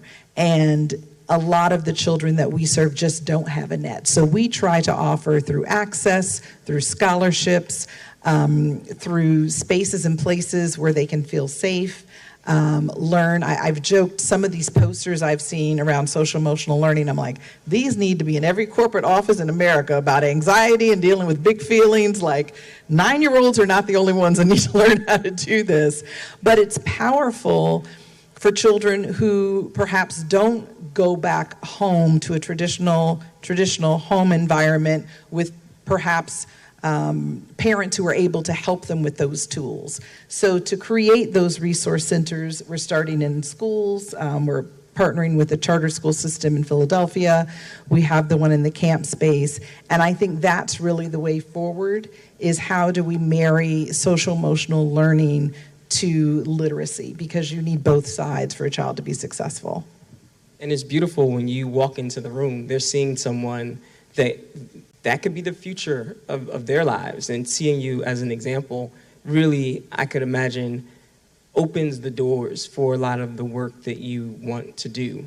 Can you talk a little bit about going from the producer side of things to the storyteller side of things, specifically to a room full of folks that are looking to reach like target audiences, but can you talk to them about how to embrace vulnerability in order to make sure that the person that you are looking to reach actually trusts you? Yeah, it's interesting. Growing up as a journalist, I always felt, and perhaps personal life experiences, but also starting at America's Most Wanted with John Walsh, who himself was a victim of an abduction and murder of his son. So when I would show up at an abduction scene, where there could be 8 camera crews outside, I was inside with the family, because I wasn't just a producer, I was a social worker, I was a, representative for the National Center for Missing and Exploited Children. There were all of these things that were assumed by someone who was working at America's Most Wanted. And I think learning early on, letting the people who are in the moment take the lead, sometimes protecting them from themselves. If you're in a position to tell the story, it may be that the storyteller does not understand what that's going to mean. In a world where there are no walls, where somebody can be DM'd, where someone can be, trashed in social media.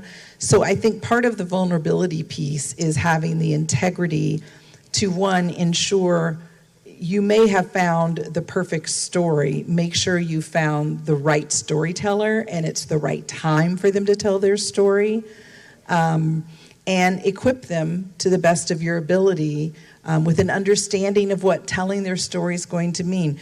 Barian, if I had not had my background, the Zoom we had before, the conversations we've had before, he ensured that I was, up till the time we got up here, Michelle, it's still your choice. We can scrap the video. We don't have to answer these questions. So I think always, while you have an agenda, and it's probably a positive agenda, don't let the agenda get in front of the person. And I think that's really important. Wow, that's powerful. What are some relational tips that you would give to producers? This is me, producer. This is me tapping into your producer brain, which is super exciting. What would you say to producers and content creators about how to support the storyteller? You talked about it a little bit just then, but I would love to hear you expound on that a little bit more, because often people are additionally traumatized by coming and sharing their stories, and then the work that we do can be just transactional. We're like, thank you, and then the ads running on television, that ads running across the internet, and as you said, people are getting DM'd. What would you say about how we support the people that we are working with who are telling their stories that are deeply personal?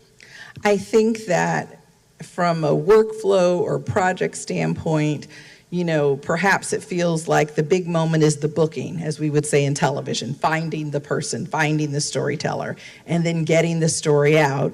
And then most folks are going on to the next story, right? Whether you're working in news, whether you're in advocacy, you've gotten what you need. It's great, high five, time to move on. And what you leave behind is someone who couldn't have imagined what it would be like to see themselves on television, who, to this day, with all of my background and experience, and I said to Barian the other day, I feel like working in this field has sometimes worked against me because I can speak about things clearly because I'm a journalist. There have been moments where I've said to law enforcement people, to journalists, I need you to remember that this was my baby. The fact that I'm not a puddle in front of you doesn't mean I won't be a puddle in the car, and does not in any way measure my trauma or pain. So we have kind of a stereotype of the broken mother, the stereotype of what it looks like. And I think really listening, which good producers should be able to do, really listening to who you're talking to and understanding who they are. And then I think giving them realistic expectations.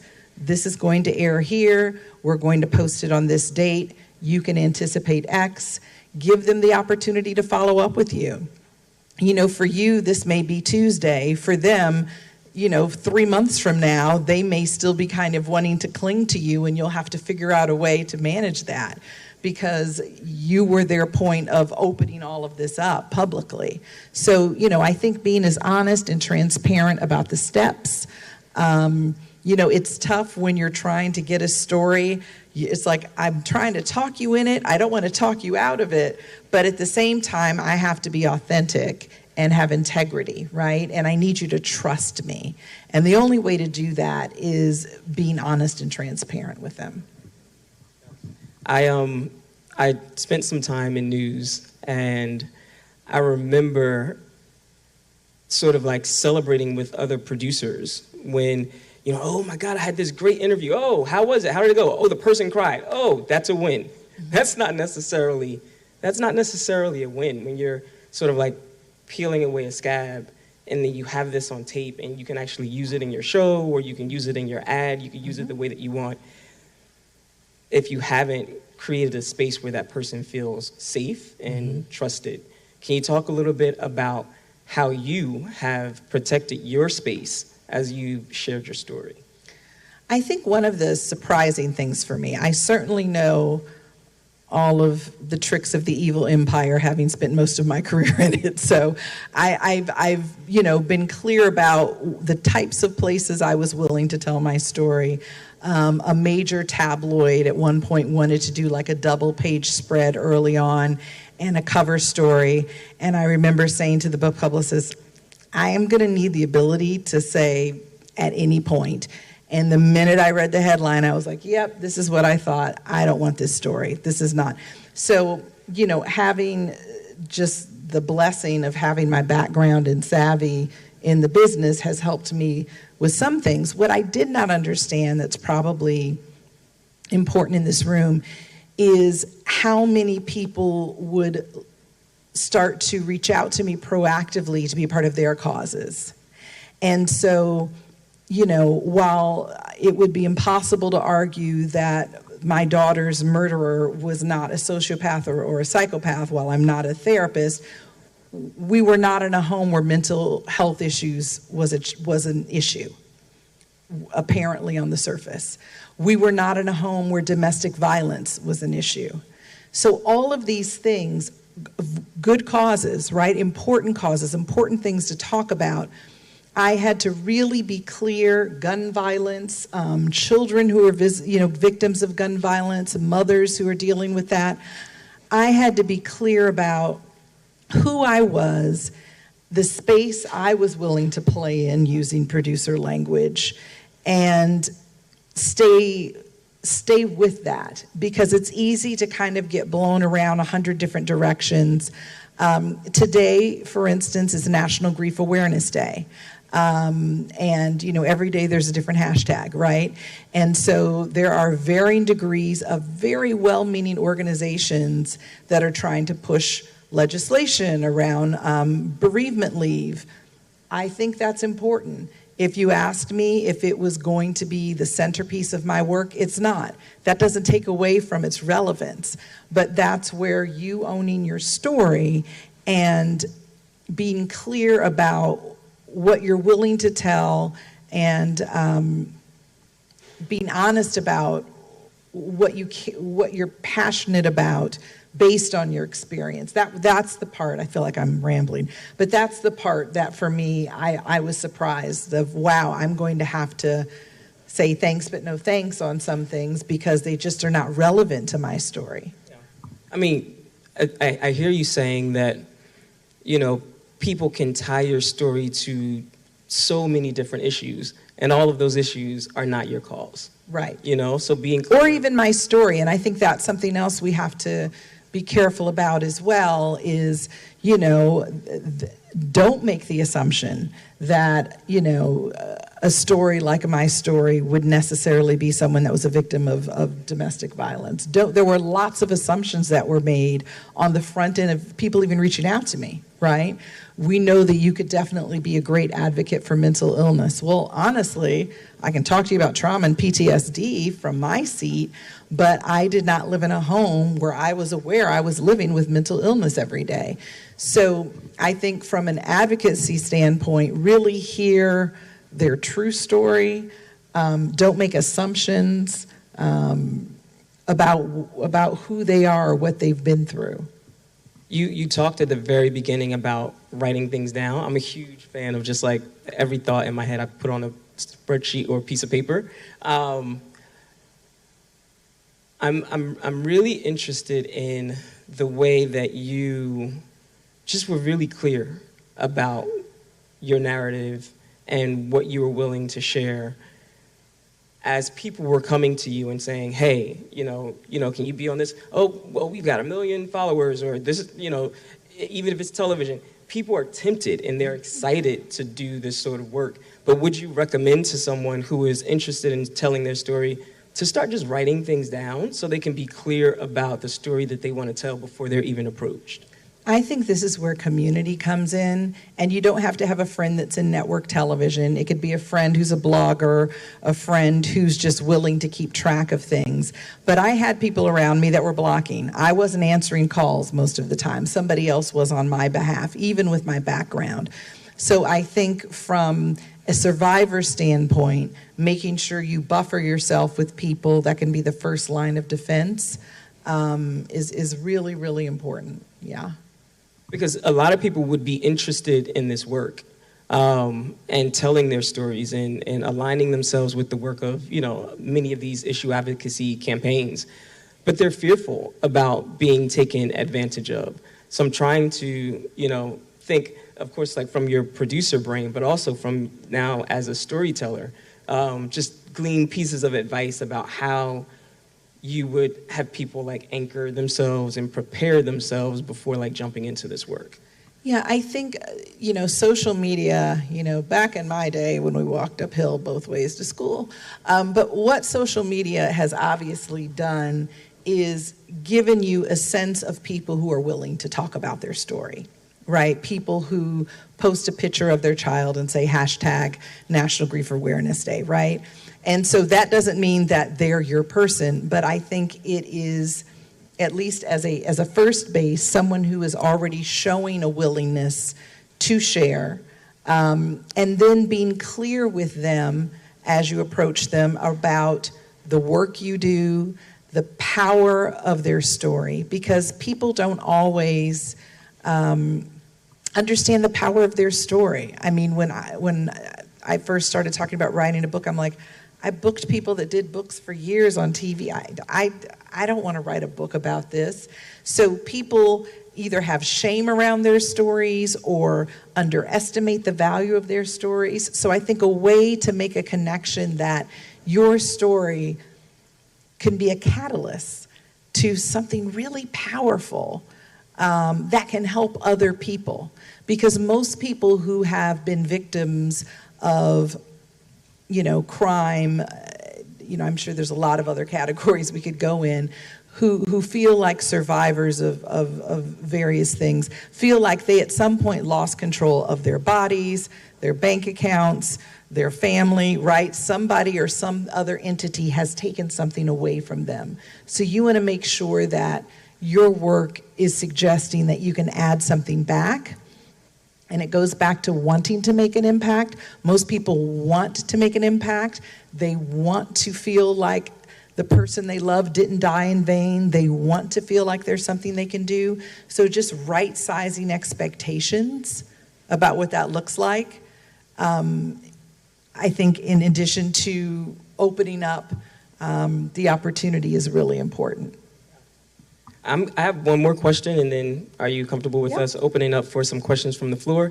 My last question is another news question. You talked about if it bleeds, it leads. Another news sort of mantra is dog bites man is not news, but man bites dog, that is news. What would you say to like well-meaning advocacy organizations about building trust and not sensationalizing the narratives of storytellers? Yeah, it's, the panel before, and I walked in halfway through, I know there was a lot of talk about clickbait, which I understand.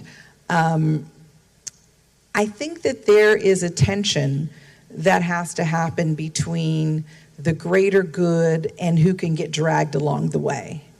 And while the greater good of clicking on a story may get them 2 clicks in to donate to an organization or to read more about your work, you also have to keep in mind who's on that picture that they're clicking on. And my story could be told as a mother who's a survivor. My story has been told with all sorts of horrific headlines.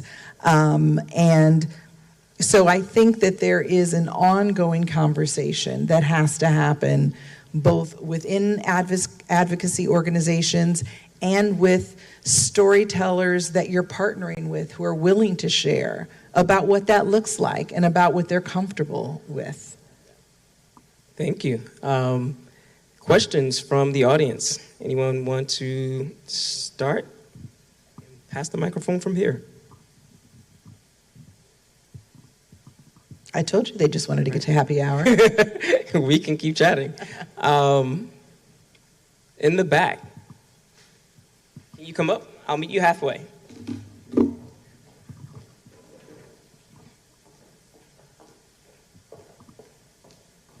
Hi, just also want to say thank you so much for sharing your experience with us.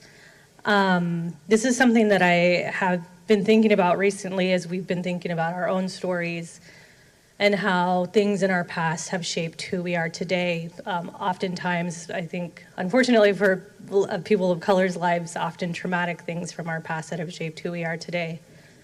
To get us to spaces that we're in now. And I have struggled a little bit with how to share my story in a way that doesn't make it feel like I am capitalizing on the trauma that has happened in the past. Does that make sense? Absolutely. And would love to know how you've dealt with that. No, that's a great question. And I think being clear about the lines you will and won't cross. I remember, early months in going to a nail salon of all places. I promise this is going somewhere. And my girlfriend and I getting our nails done, and it's small talk, and I'm a woman in my 40s. And so, do you have any kids, right? It's coming up. And my friend said, you're going to have to figure out your script pretty quickly. And she didn't say that because she was cruel. She said that because she was a fellow television producer. So I think you have to be clear about the points of your story that you have been able to use as lessons, as painful as they are, as building blocks, but don't separate our need to kind of be superwoman sometimes, we separate it from the vulnerability. I think if you keep it connected to the vulnerability, then it doesn't sound like, boy, she really, made a platform out of X. So I think just staying honest to your whole story as you perhaps are able to leverage it for good. Super helpful, thank you. Thank you. Anyone else?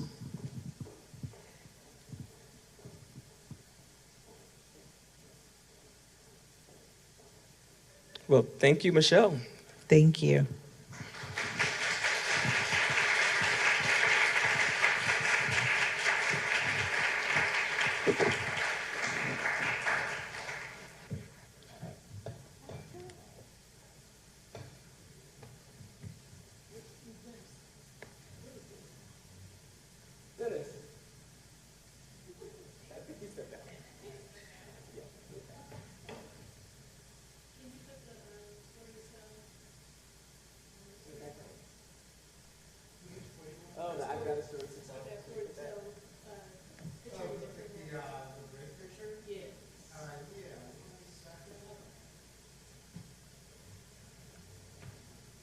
And you can follow me at MD Horde, like Dr. Horde, which I'm not a doctor. MD Horde on Instagram. You'll find your book. Find my book anywhere books are sold. The Other Side of Yet. LinkedIn, Facebook, all of them.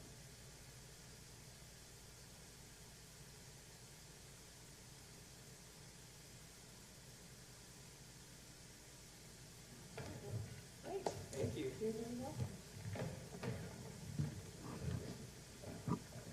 Up next, we have Jess Floyd to come and close us out with some words from the Hub.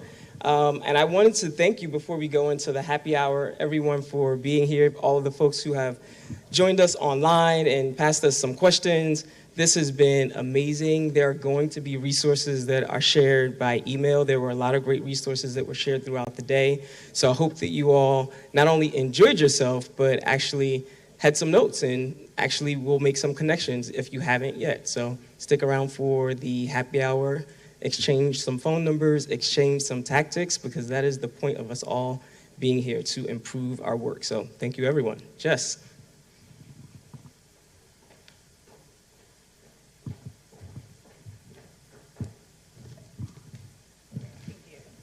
practice. Great.